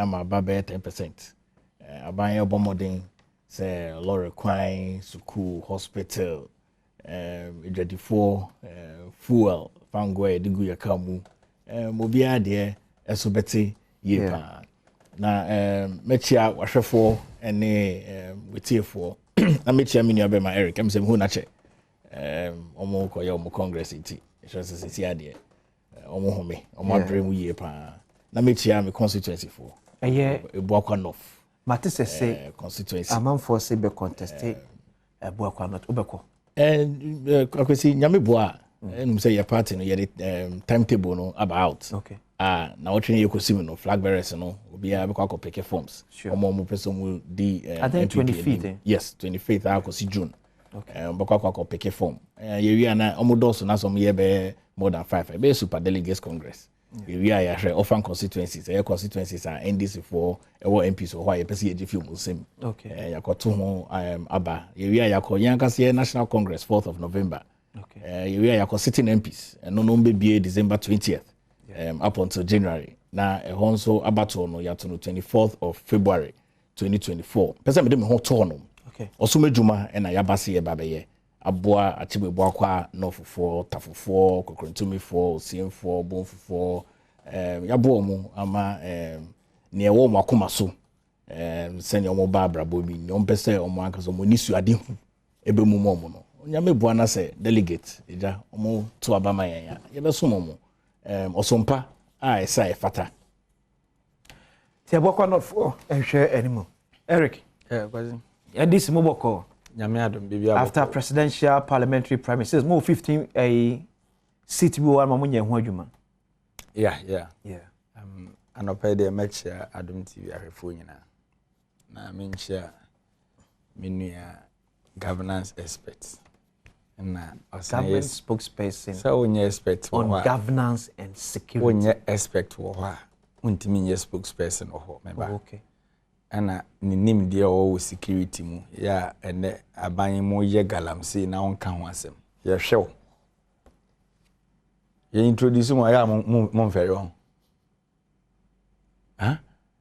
you are creating insecurity mo say ensase kwasi hwede na wo ye na no pay nti den na wa kan fa ho o sa fe ne bi e be ba debi me ba den na wa kan fa ho mo ana mo launch if you see something say something no mo na kan through national security oh na so send message this cabal of nkukrafo amaka mo abu mo sell my dachi young guys na mo mu nka bi wotia weni age me chiao o ze wotia no wie ya na yen ka topic no kra no wa start economy IMF bailout IMF na de achievement on ana na munnim yamsa kwasi wonim so munnim yama ho IMF ni kan woso mu bi o ma no ka ho asem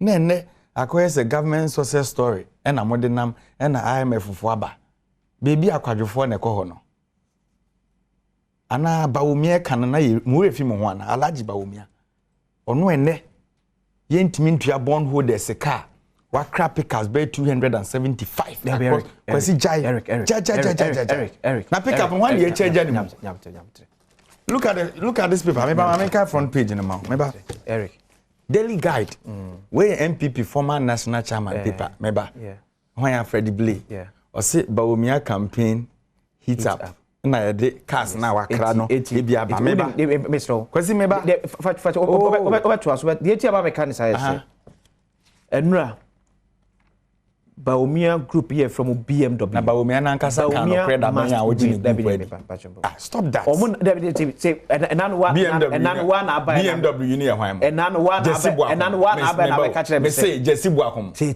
kwasi jai enano Eric wa na aba na ka kire me say obi can say na be two foot program am for here you correct let me tell you this now the cra we yes say enye no credit don't base on that Mahmoud Bawumia 1 on launch the sentence well 2 yes 2 Dr. Mahmoud Bawumia yes Dr. Mahmoud Bawumia say odi Bawumia chi mo be di na chi 3 Bawumia must win for na ka say amanfo be believe in Bawumia so be lady MPP let me yes no see yes situation is now we become what Mate enough of the lies okay Bawumia must win no Bawumia na mudi na chi no no onye no kwafo so how do you trust obi odi na chi look at what Bawumia said about the economy today okay share your card for IMF ho say nipa no the cast 275 aba na ni followers aba ka kire say enye sa na nadofo Bawumia nkwa na edo no kroma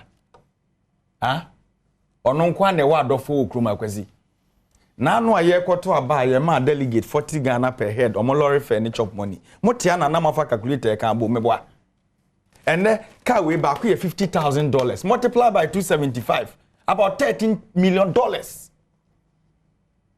omanya ye timu ene ye maame no ma akọ pension nkokrafo ye ntimi ntua mo bond obi bond be 100,000 the government cannot pay vice president na wiase nyina do no and obi a mo ka kire Ghana for se mo asambo cars or Ghana VW Passat ade na adofo na nto ne Ghana mfa ma mo na boost the local economy ade na mo ankoje kantanka cars ni bia brand you see the scammers in government I'm telling you what they are doing there the future of our country and omo dey to into a ditch in kakra. But they should keep on. Okay. Now ultimate fasa the same paper. Freddie Blay paper, former national chairman, or say IMF proud to partner Ghana. And then the IMF for proud. So more partner Ghana. Obi amose sebe, obi obu omanya oni nimdie sebe oni nyansa ene kwa IMF. Kwasi ye kwa IMF wo kroma. Ye share ye de homegrown policy no kwan. It take you how many months they need access to the facility. As they claim say baby a failures na kwa no. Look at how you suffered before getting to where failure is supposed to be. You are incompetence. We are telling them, Pagrif, what's the matter? Fang also. Fang no fan saying.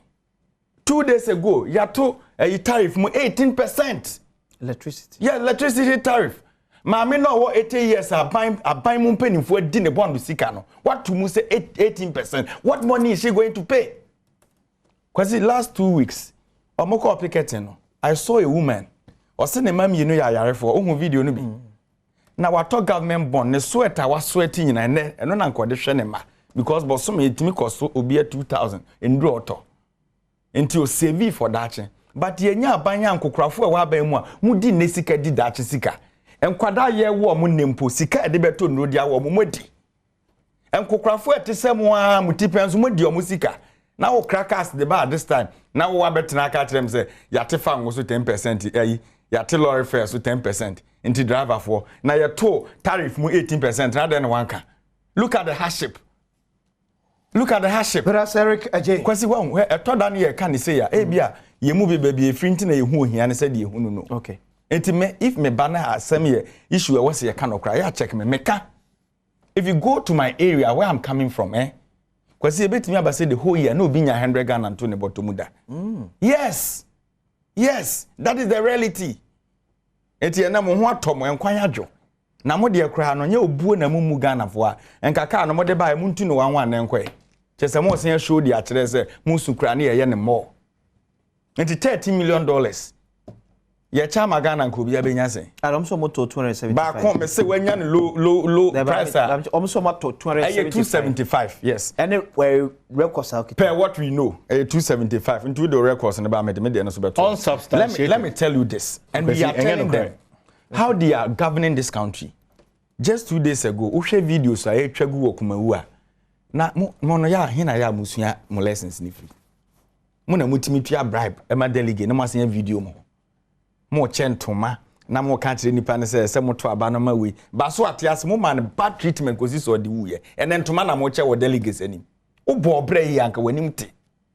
And what you are doing now, how many of the Ghanaians emrewa for na obetimi am obi antoma pofa. But I say Eric Ghana ni se mana sitna mo ngen ne kakra. Okay. But this braggarts in government kasa na de bae. Show working na what you say IMF aba. IMF no ye dey. Ene de sebi abronye besi enye jimi for na call sebi. And anyansa for na call. Shame on you guys. Mami for happy birthday Enkoma Mrs. Achi Palago. Nancy Rice we every wankasa okunu Achi Palago na fe oman hene Kwabena Asante. Ye nyina ye ho se we show all the best. Happy birthday Enko and for our Mrs. Nyame nhyira no nyo kese kopem se obeye kese pa paragraph na ye hwe government resolution to fight galamsey. Ye hwe Peter Bugumu ewo Brim North. Ama nipa enson ewu.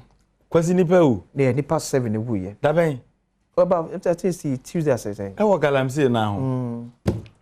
MCO wo Brim North say onim da say sampotem we galamsey. Otumfo dwumade ko na abugina pode tudwa. Ekasa about galamsey we nti so hwe TV so a pet no na area 2 TV ni so no ba bia manfo ko bu egumu e wo Brim North no na da TV ni so a wo hwe ebi no. Otumfo so de atudwa se wate se amanse empotem na hemfu bi won mo matena se ahwe han ema galamsey ekosomo empotemo na ono akasa me free man share infie ates wonom na sa ahemfo no mo akwa delay. This is what Ghanaians are asking. Say ahemfo take that part where ya dear na mampe na pamfo so against ono akasa no MC sir one way or the other o matena se ahwe han ama galamsey ekoso. Akwasi Galamsey ho sensem a ekoso wo mayimu Ghana Fonia nim say o mampeni na nado danko ekufado ono peni o mampeni a obaye wabɔ no ho modern yie pa afa Galamsey so obekun Galamsey ho okay from the highest level of the executive ho aban bia wa yesada okay agosi ye wo mayimu na o mampeni na nado danko ekufado ehya any stakeholders ehia ye so mo beka ya ono ankasa ne Minister for Lands and Natural Resources onyonyam ni Honorable Samuel Abujenapo ehia any stakeholders ehia ye ahemfo no mu hia ye bebre ewo conference center ya ankasa yenim assign alternative livelihood program de toto hono akosi Galamsey ya dia how mine no o mampeni nim sa se sa ade we how mine no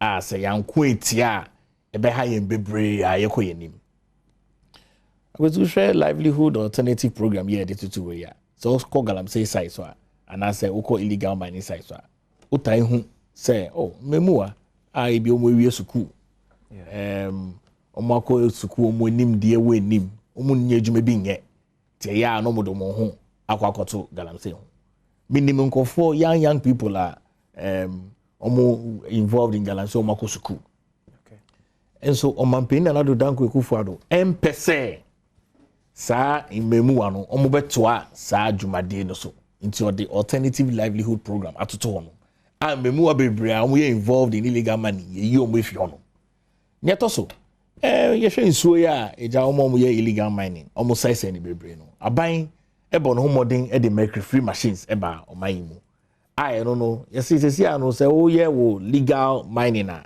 ehun hia se wo be kwakọ hohoro nso mu be use machine ya aban ato e de ato honom aban abomodin acheche sa machines ni nya ama small medium scale miners a omo ho krata se eseso mu yedwuma ne doso ye hwe aban ehun boaboa a efa pizza nkofo ayeno illegally freno mining sites na aban abomodin reclaim those land sites okay aban all throughout from western region to baby Galamsey akosunya illegally no aban reclaim in the hectares of it bebre amino ka say majority of those pits no have been yakataso yeboy homodin yese ibetumi de akwa yenim aban so de eja Ghana forces for ebeshemu say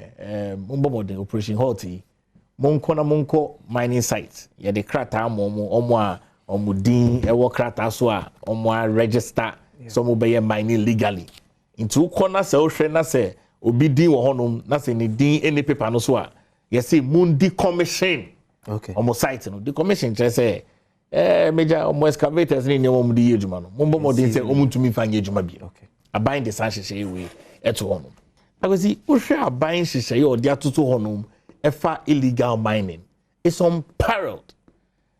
You signed the second phase of Operation Halt e de atoto honom sa Operation Halt second phase here de atoto agosi wa onim say obie ni aban mu obetumi afrɛ military command aka say mining site ya okoho yenko honom obi ni hono isa say sa command no if your mampin na do danko ekufuado ye commander in chief of the Ghana forces ono de tumi a hye no ankasa ne nkofo mu say mon commanding site hono no bia ni din ni sakrata no so no mombo modin na munni commission on mining site iti ya homte say pit na ebu akomu no nkofo ewu wom ye be mebusuafo no yakọ na yabo modin aka chom say senso se wo ba koye illegal mining na kaini say aban the alternative livelihood program bi ato honom nti ma wo ba enfa no ho nkɔhye sa alternative livelihood program no ho na no ebeji ni ye illegal mining there senye dynamite no mde tuma papa yabo na che some the machines bi a hyehyɛ mu a den a recurring death ni there ya de esi we crapo de yeti na ye na say ababontin on a regular basis no go for we are involved in illegal mining no omo to amene mu no enu nti no mampeni na nado danko ekufuado mpese saa adwumade ne bekoso nti no o say mombo modina munjai ye beda asante hene ase eja nyamfo say osi ono ankasa ebebo moden anante asante maimu ahwe ahene a ani ahemfo a so mu ye illegal mining wo fitire na so onima na chese wo nye fit to be omanpenishia ahemfo mpenifo ni nya no de asem wetu omonim sesi akrata na ye fi akra emba sesi aye ne mu na ye partner ye adwuma no nti so bi ba wo krom na so so okrakrata fi akra na so woni sa akrata ni bi na nye wo na outside krata ni mana sa di pa na akra man krata bia omanpeni kan e de to hono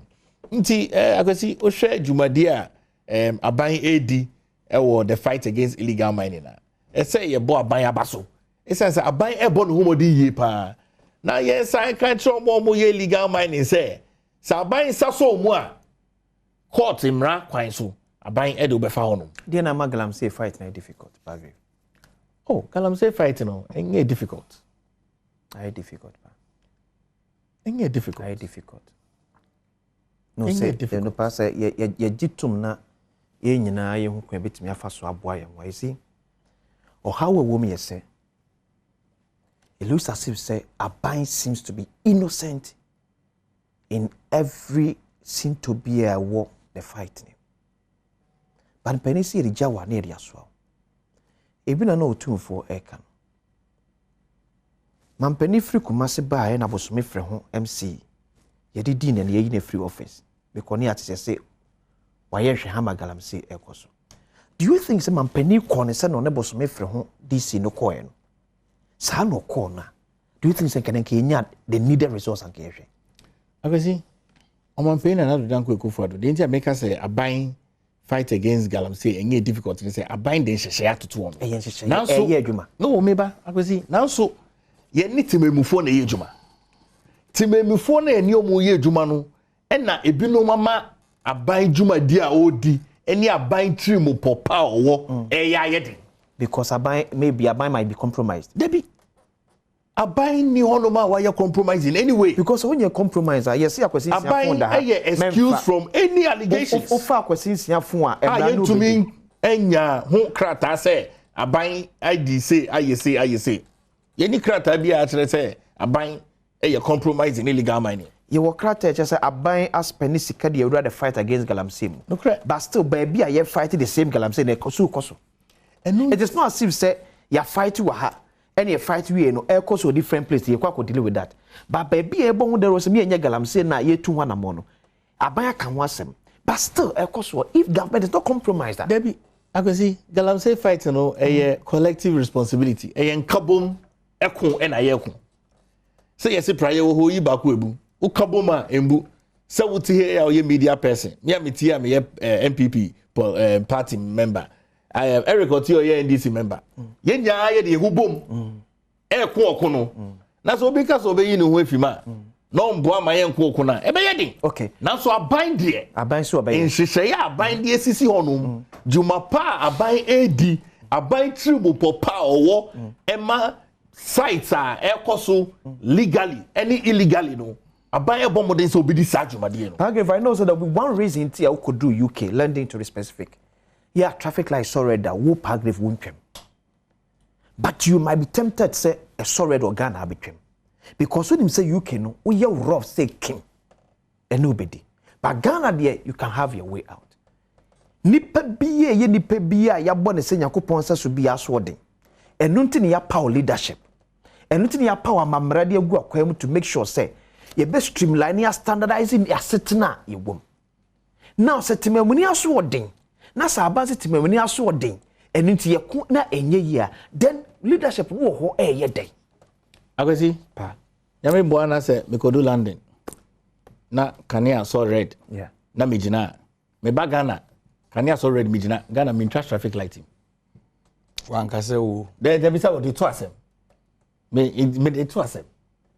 min traffic lighting I say when say police for che we MP sticker say we twem wo traffic or a minister after say police chi ni we no man penia nominate no as a deputy minister for trade oh Eric wow saying Eric I'm giving you a case lower conversation you know why Eric lower conversation you know okay me I say pa yenko akwasi emra ewo hono ewo man mu ngofo bebre aya che omo ye illegal mining ye de omo akọ okay omo gina court si ame no kasa okay also omo difo aban e de omo be famra kwan so me no kasa ana four is false right omo difo aban e de omo be fa emra kwan so okay omo koso ye illegal mining ye gina wa fidie so ka kire mo say aban e be mochi na aban chimo aban de mo be famra kwan so nti munjai mate munja illegal mining na mo ye ne sense aban president Adom Akufo-Addo ne ni abriye pa say illegal mining no opeso so no na ento aso nti omo ba Ghana forces for air operation hot ba ahemfo eba timemu for so eba say munja illegal mining no na ye ba ne ye betimo so a ye de mefa mbra kwan so aban pani bi eni ho no ma o say illegal mining ase okay as far as president Adom Akufo-Addo amemu etie de eni hu krata bia point is obia ni wa court akase nipa we e say illegal mining ase asumesi we say illegal mining ase bia ni ho no okay na yati nya allegations okay yeah that's improve here yeah that's Eric Kwazi okay owura IBF ni obu be pa former Sagnaregu MP yeah I say when you see a chief being beaten when entering a town you don't ask about the situation there say o kokro bi mu na uduru ho no wa hu se kromofo ato ahye pani ana ohene ote konya so ne yebo na de was about otimi na ne se kromofo no obi amu obi anya obi a and now many are pagriva me mete minim se da achi bia mpanimfu ni wa ye ne one behwe achire no you have the guts to endorse wa be mo mpanimfu bone omudidi oman no and unimiam wote ha nipa dodo ye hwe ofri Ghana nyina no wo se aban we mo hu son e wo galamse nkomodi ho abu akwa no for hwe wo se wona wokọ no don't be bring menye sa emfatao kwasi galamse conversation the crime so bumu mienu baby o start free in 2017 aban we yeso any in 2018 and ye ka say mining license yenya ni nyina ma ye nshi meboa yeah obi o ye adwuma bia onya then I think Peter Mewu was the Minister for Lands and Natural Resources. It take 2 good years not small scale miners are complaining in this country say they have the license to do legitimate business and this owa ba na wo be kan omo ye adwuma ebu mra so and e wo so ne omo kan ba ne ka kire so person sanitize system no so we all agreed said the oka say was ye kone collectively no be duru say wa ban mu fo ye galamse no man ka say collectively ye ne mo nkoye ebiem ye gi sa license ni nyina wie no anche bia na ye swap minister ne de ne call energy anameboa ene ye de me regional minister then kwaku asoma kire me ene ye de ne bai until the next person or by Jinapo cry wakase Jinapo this fight. They are not fighting anything. They are deeply involved in galamsey operations. Where now I am in one pass a cratch near Tisao. Mampeni etimi power interministerial committee. No then a swap for OGD or Mumuna pow. No the National Security Minister accounts or oversight responsibility. No the Chief of Staff accounts or oversight responsibility. Now the third report on the catcher you say, you start here, you need a pin, and the ministers and don't know crime maybe. From what answer I'm making you. The third report I presented Mama Penny Akufo-Addo through the Chief of Staff. Our 2021 somewhere March. Chief of Staff and the report man. Now you're a member of the committee. Now was some more report man. The report now your board director of operations, office of the president, Dean Wumse Lord Kome. Omunyina involved. Ni Tego in charge of Facebook, ne Twitter, presidency. Omunyina kaho. Prof Kwams, on another head of Minerals Commission board chair meboa. In the third report, yesi papa ni yusu ni dibia no wontino. Ototo concessions ni bebre na ototo wia na de amankofo omoni ahoden so mbeye proper mine ni eye ne galamsey. In the third report, police for ni asrafo aka o masem mu nipa kro ya na Professor Frimpong Boatin say military for ye adwuma mo be report say military for ni intimidate MPP for mo ye galamsey nti enyi o free site. In the same report or say the police for ba site no mo say police for ni NDC for nti NDC for kra na mo agya mo ye adwuma. You see the hypocrisy of these people. And you are telling us today say military for ba nti operation hot omo pomomra part 10 we cannot. You are the galamseyers. Operation hot to pe baby ayo mo presidency. Galamstop hen omo for me no. The security task force for Galamstop no mo nyina free office of the president. Who doesn't know? Mo de mo bu obi akwase wo mamu ha. Mo mfa nipa nye serious. You are here to defend this. O te wan. Kwasi mini ha. O no producers. And na ya catch say the $3 million say ko to drone e de be fight Galamsey. Wan no mo bu nkonta akere no. Omo tisi kwaye mu ana omo yesa kalabule no. Go da he no mo sizi ye. Omo bu nkonta akere Ghana. Galamstop 20 Halos pickups now at the moment. Where are the cars? Munipa. And you are saying this. Now bujina po mini penny we kwejina Kumasi say 3 planting agenda no say launch the next phase. O catch sell the 12 million Ghana cedis. E die nu 30 million. E mu 7 million na wu. Na omanya mo macheche kwa yafa. Achimota forest machafa. Baby enua wo bia machafa. Ye nim nya sentimu du enua. Abanya sa agene back. Waje hwan back. Sir John dia. Oje hwan se nya na meka. Periphery bro for nasem ne yeka. Okay. Abanya mu twa kwa yefa, mu chefa. Wo you are telling us say wo dua nua. Mu nim say yenim yansa on. Ha? Enua na mu dua no school feeding caterers ne call strike na anu ada. Omo call regional minister no. Wani di omo atem. Omo se nkwada no day omo di 90 pesos. Nti akwada bia di 30 pesos. Yoko gare kura ye ne sen. Awe caterers say sika na yenya bi mfentua rotational nurses 9 months ni no. Wo kodua nua part 2. Meanwhile, first part, who do 12 million Ghana cedis. Emu nuya 7 million ashe. The ejina hono kreni baby ewo. Masa, ma menka sa monchro. Your government is a government of Galamsey. Abana ka say Galamsey government. Because you see kwesi where yana assembly safo hina assembly pono. Okay. Yet yana anu ada. Ena Lista Matthias through Al Jazeera. This documentary here by ya. Oko South Africa, President Ramaphosa launch investigation into it no. Yeah, the man wo fa sia santi bedi etu na tro letter. Come Al Jazeera say mon twensa na magumi wo fa hofi. Nye Ghana o. Ne animguase na na aka Ghana no. O se da bi ba egu ne wo fa hofi. E na Al Jazeera say ye be ka kire wo fa se de wo ye ni. Nti no wo bibi kan ka o kan ti entwensan. South Africa investigation. In the said documentary, Alista Matthias e ka kire say every month Otimi smuggle gold a year worth of $40 million and a diffi Ghana.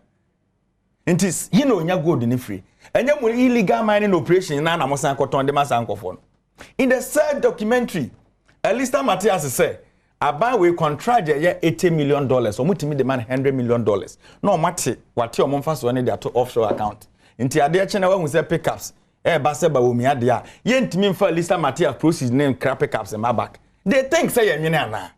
And how you are treating Ghanaians, say Yankopon ye wupa na obuye nyina tempepepa ebe yehu enye because nanado nke wo so nya treatment foforo ba wo mi ade kra do men hokra you've created a mess ba wo mi ade now ye ka manyosemu the history of Ghana politics why na de kwesi ode ahrudo hwada sem eba aban mu chemba wo mi me say ne camp ye ne camp ebe ye tawe wo kuruma ono wo ka ye nkasa bi odi o ka ye na ne ye ama no. Now kwatene PCFM koka say ye mobile money ehiafo na yisu mobile money. Oko kan 9 months near to parliament there kwaji mobile money to. No wa kan kire say nurses are suffering, teachers are suffering. And ne bondholders are intimi to omoka. Now wa crap pickup so the internal contest on crap pickups. Kwesi jais only evidence bia. Evidence. Eric. Eric. Mountain sign only evidence bia. Now evidence. Now assemble now can say. Eric. Pickups ni kroma. Who evidence prove me who pick up bia. Kwesi ya kan e honom na twem. We are enough for there no pickups. Kwesi me enough no pickups. Any defense. But the situation na ye komu no because Alista Matthias na me link the call pickups no because Alista Matthias say ye man a contractor omo mfa so no the two offshore account okay nti so mu hia bibia otimi de krama omo na ne kasa ba Alista Matthias mfa so no ntimi mfa kasa ba what are you telling me the president enye baumia na crackers why nye president oni aban no baumia no onye vice president onye sitting vice president but enye na crackers na why ne cry Oh, evidence and you on the cry. No evidence. Also evidence. On the cry by evidence. By your branding. Oh, evidence. And you tell us. Only evidence. But see, baby, I do know. Eric J. So Daniel, evidence. Eric J. I'm in position. Oh, Daniel, evidence. Yeah, President Mahama, I will position. What you say? Na mention sign. Na President Mahama, oh, man, sign. Na ye na ye share UPSA. Na ye launch app. Say ye mfanye donation. Na mfanko ni internal contest. Yeah, me Eric J. That day me send this can be because. Momo se monte asese enya 40 Ghana de ma mo se o monfamfo kan fa bi nidi me I contributed wona ye nim baby onya source of fund o ye sitting vice president ye ne ye bo akohoma wa creating mess in the economy o the pickups ahodo oba you are telling us say ye de be cheo na wona nipa nyina do wona nipa nyina do me say obi anche ne capre this guy is Dr. Alhaji Mahmoud Bawumia enya do for mo to talk about o te hesi a nkofo no omo ye galamsey o say aban we nipa anya galamsey nti sa nkofo no kan sema do you trust them? This galamseyers mafias in government mo the mafia oppositions are ya de to mo sia mo ba ga mo endorse say mo ye mafia why masa amanfo obreu kwasi ye kan say ye bia wonte ase amanfo obre enkwada na mo ko free SHS no a good policy and boso me so no obi bu ne nsa onim sanitary pad bo ade ana was 25 cedi 4 cedis or 25 cedis. It is not easy. Enti ya toda na si ye ade a wo ye penini e di o man so a the benefit any here kwasi IMF pa de woni mi omoma mekwan ka woni ma de ba kwa mesre from ka we woni se sika na omo de ba no okay omonko district bia na nka omo nche mai because omo de be sisa connection man for we sam wom ebesi a shorto enye no kre IMF sika enye san di IMF sika me say ya de sede na me make se minim se de tie asa today aye kwa IMF IPPC ye de omoka over 25 billion but so me bia je light bills sika na he na eko e ka na omo bogu ho contractors ye de omoka over 17 billion sika na he na eko what am I say so all these things happen and na me no ka say adwumayefo bebre especially rotational nurses as American 9 good months you are not paying them you are planting trees at the same time you are doing galamsey salary why once allowance Ubia ye adwuma 9 months rotational nurse salary o de tiem yes untua ne ka eno that sorry ya wo se what electricity bill mu 18% de bi ofoka na kwa adwuma to aduane di nti se mampani ba jankroma ene hye bebi a ye treat ne sa enko be filisan na sa rotational nurse ne da sorry anopa no ehun se pickups na edi ahim social media adan ya mampani Alhaji Bawumia na be di akire Ose mampeni akufu ado wo nti wantimi amwa Ghana just odi mampeni nti ene pickups na ode aba no 2 pickups etimi tua rotational nurses ni inaka you think they will be happy $100,000 etimi tua omoka and you are defending this Ghana belongs to us all enye omodia and Ghana no mote so say a monarch put in mind one day power will never be at your disposal permanently na sada no ene mbehu de besi wo kroma Eric J, Deputy Communications Officer Edema NDC Amyoko in the Bono region. I'm for the Omo comments. Abba, let's go through some of them. Now, me making come for messages and far more. We so Badwam on Adom TV. Shall we? Yabasi. Pese so on Badwam or Adom TV. I'm for messages on the Abba. Quickly, I may go through now. Making can be and my way say okay. Akwasi, good morning. Eric Ajay always don't make analysis and his presentation with facts, but only with insults. Ghanaians saw the cards John Mahama brought during the 2016 and 2020 elections. What does he have to say about it? Alex Tufo from Hamburg and all the way. Well, say, please, my greetings to you, Akwasi. That God bless you all for the good work you're doing for Mother Ghana. Evans, Danny, and so Eddie, I don't know. Well, say, Akwasi, good morning. NPP is breaking the 8. Tell Eric Ajay with Dr. Akoto Osei, the best performing minister under Nanado Dankwa. Yes, no, no, friends, Atopa. Akoto, then Uchaso Atopa. I had there. Famous Emerald and anyway, and so I'm watching you live from Asante Mampong Grace. Jumo and Grace, very good morning to you. So where you and she also come Asante Mampong for IMF pa Finally, and she will say, be out on Aquamua from 2 to best 3 Ghana Sabeka. A first tranche of $600 million out of the $3 billion is seeking from the International Monetary Fund. And before approving it, I can't say we piasso, and they are to Bank of Ghana for account. These are CD to dollar no, but from Kakra. Also for no, I think they best 10.2. So announcement we by it. But Tom, they are expecting say a baby a kura a single digit. Better say. Because as a Ghana for impia debt into $600 until there's no pressure on the dollar. Let Ghanaians be aware. Agwezi. Pa, IMF bill finally. Mami baba here. Okay. Unse Erica can sembia oni evidence. So opeso digumsa. O say Alhaji Dr. Mahmoud Bawumia akwako crackers. Edi abo mayimu. Onfa the evidence imbra. Yendi nim say bibi ni hosa. Number 2, wasan so linke Al Jazeera story. Edi a linke Dr. Mahmoud Bawumia. Onfa evidence imbra. Ye veteran hanum na yakasa na se yamfa evidence ambambe substantiating nsem na yakana emboaye. Mami to aso nkom anim enko past question we na ade bai. Past questions. Your question too na group. Ya me fa boni ncho. Me krata. Me krata. Na de na. Me krata bi kra. Eric. Ah me di ba me. Now the past question. Me krata. Ah bi kra. No, question me your krata. Pa me krata bi kra. Yemresa. Yemresa. So ordinary hwehwe me. Economy. I do past questions then. Because anya yi. Agwezi. Another one dem be easy for no. Where's it for? Ya me fa boni ncho. Agwezi aban abono homoden. Fiti afina etwemu no. Yeah. July mremu na omanpen na nadodan kwekufa do. Eka se yombo modern na yen hyase ne IMF ndin nkita hu. Ne bosome echi be 6 months. Yetumi reach a staff level agreement. Emma ye den hye bi tutu honum as it relates to domestic debt exchange program. You better Ghana for us. You better individual bondholders for us. You better omomo your debt exchange program no etumi call so as. You better external creditors for us. You China for ne Paris club for us. Na ya science so ada IMF for us. And then no cre IMF for abomoden aje ye $3 billion no atum. Na omwaje atum no ebeba in tranches and there nyame yadoma 600 million ebeba.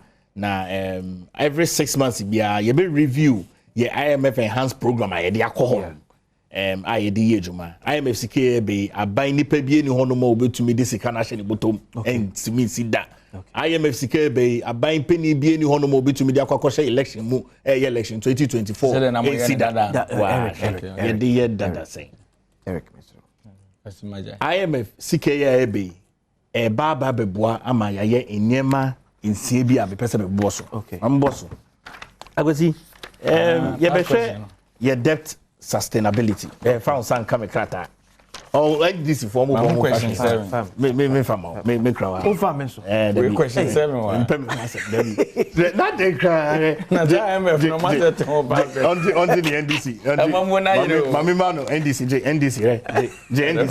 NDC krata no the bebo on the NDC krata and the akwesi ye question bonama enti ne mansia na de ne mansia $3 billion ne ba $3 billion no ye de ba be ye ne to so ye debt sustainability yesika ya bobesia over the years fiti Jerry John Rawlings mreso Kwame Nkrumah mreso ye be make sure say sasika na ya jijini nya e baba be sustainable ne to so mienu fiscal consolidation fiscal consolidation say ye share ye sika 70 ne mana ye betumi consolidate sane mana ne to so miensa say ye be strengthen your monetary and exchange rate policies. Agusu bekaya affiliate forex na kan wasem. Forex ni kan wasem.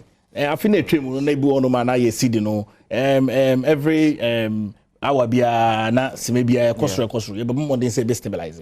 Wa be we want the okanas no ye say dollar to cedi no and aban so ba be hwa ma sa nhye ye komunti no. Ye ba be stabilize say be ye adwefo betimi aha mo. Na enye se o koto ne ma de free China ba o china be ba na afi dollar na sa kwa bibia wo enye se no correct Yes, I saw about building strong financial institutions. Okay. Your banking sector. Your banking sector. Enough liquidity. Enough liquidity. Okay. Strong financial institutions. Okay. Near tosu enum ye macro critical structural reforms.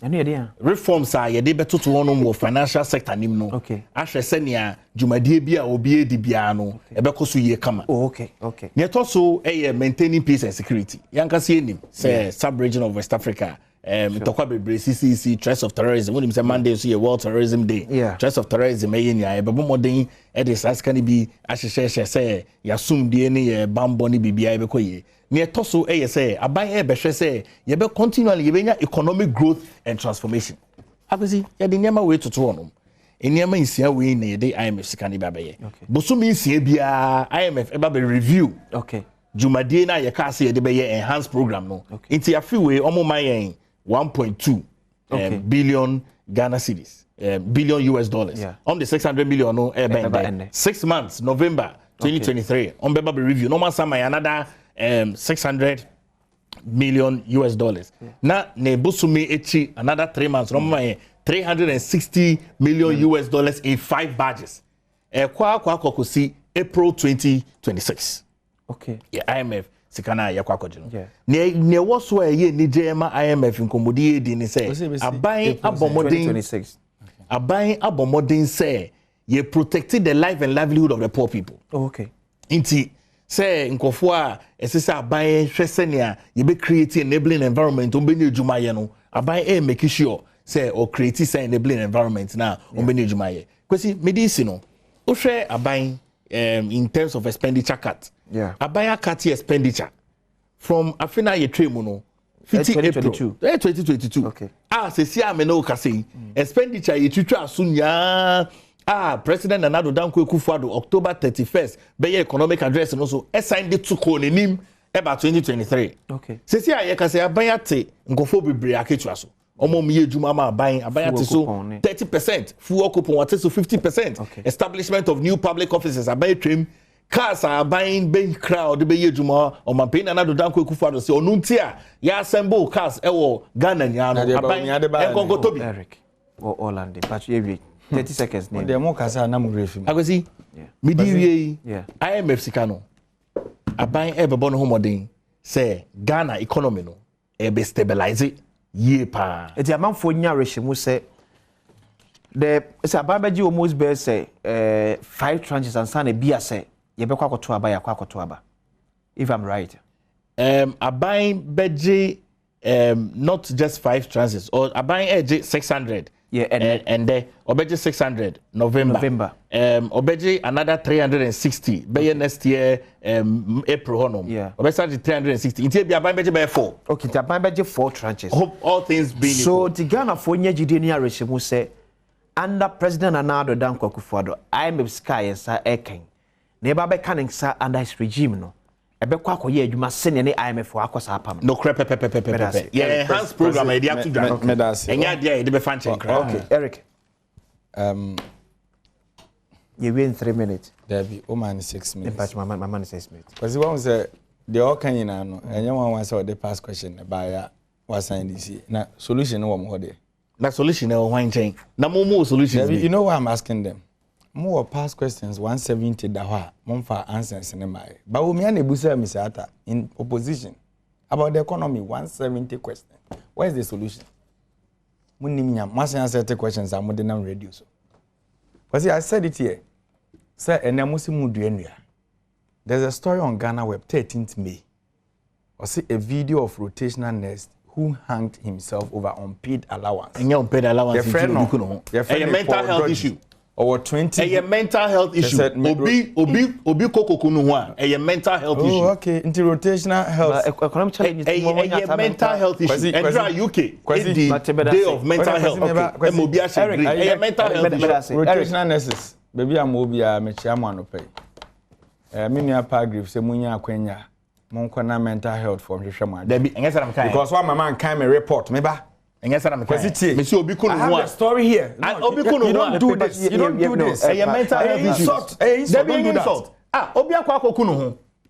Now, Obia your story say because Obia your story say because allowance. This is allowance the story. What kind of story now? I go see me allowance by make go come. When mo be have a mental health issue. Oh, okay. Situated very well. Let me talk. Situated what kind of story now? Ne colleagues na omunim no. Say or complain say ne ho kire no. Allowance no mu ntwi ntimi survive obeku ne ho. John Kuma constituency adweso ho na nipa na wu. In this year ka so obi hanging no ho say na allowance ma. Now say mental health issues are fine because you don't say okay the time. Respectfully. And the other now hear me sir. IMF at least you should give me time to comment about it. IMF within thank you. In a few seconds. IMF NDC core GB. It wasn't up to $1 billion. Yefia kunya so the na yaji was around 360 something million dollars.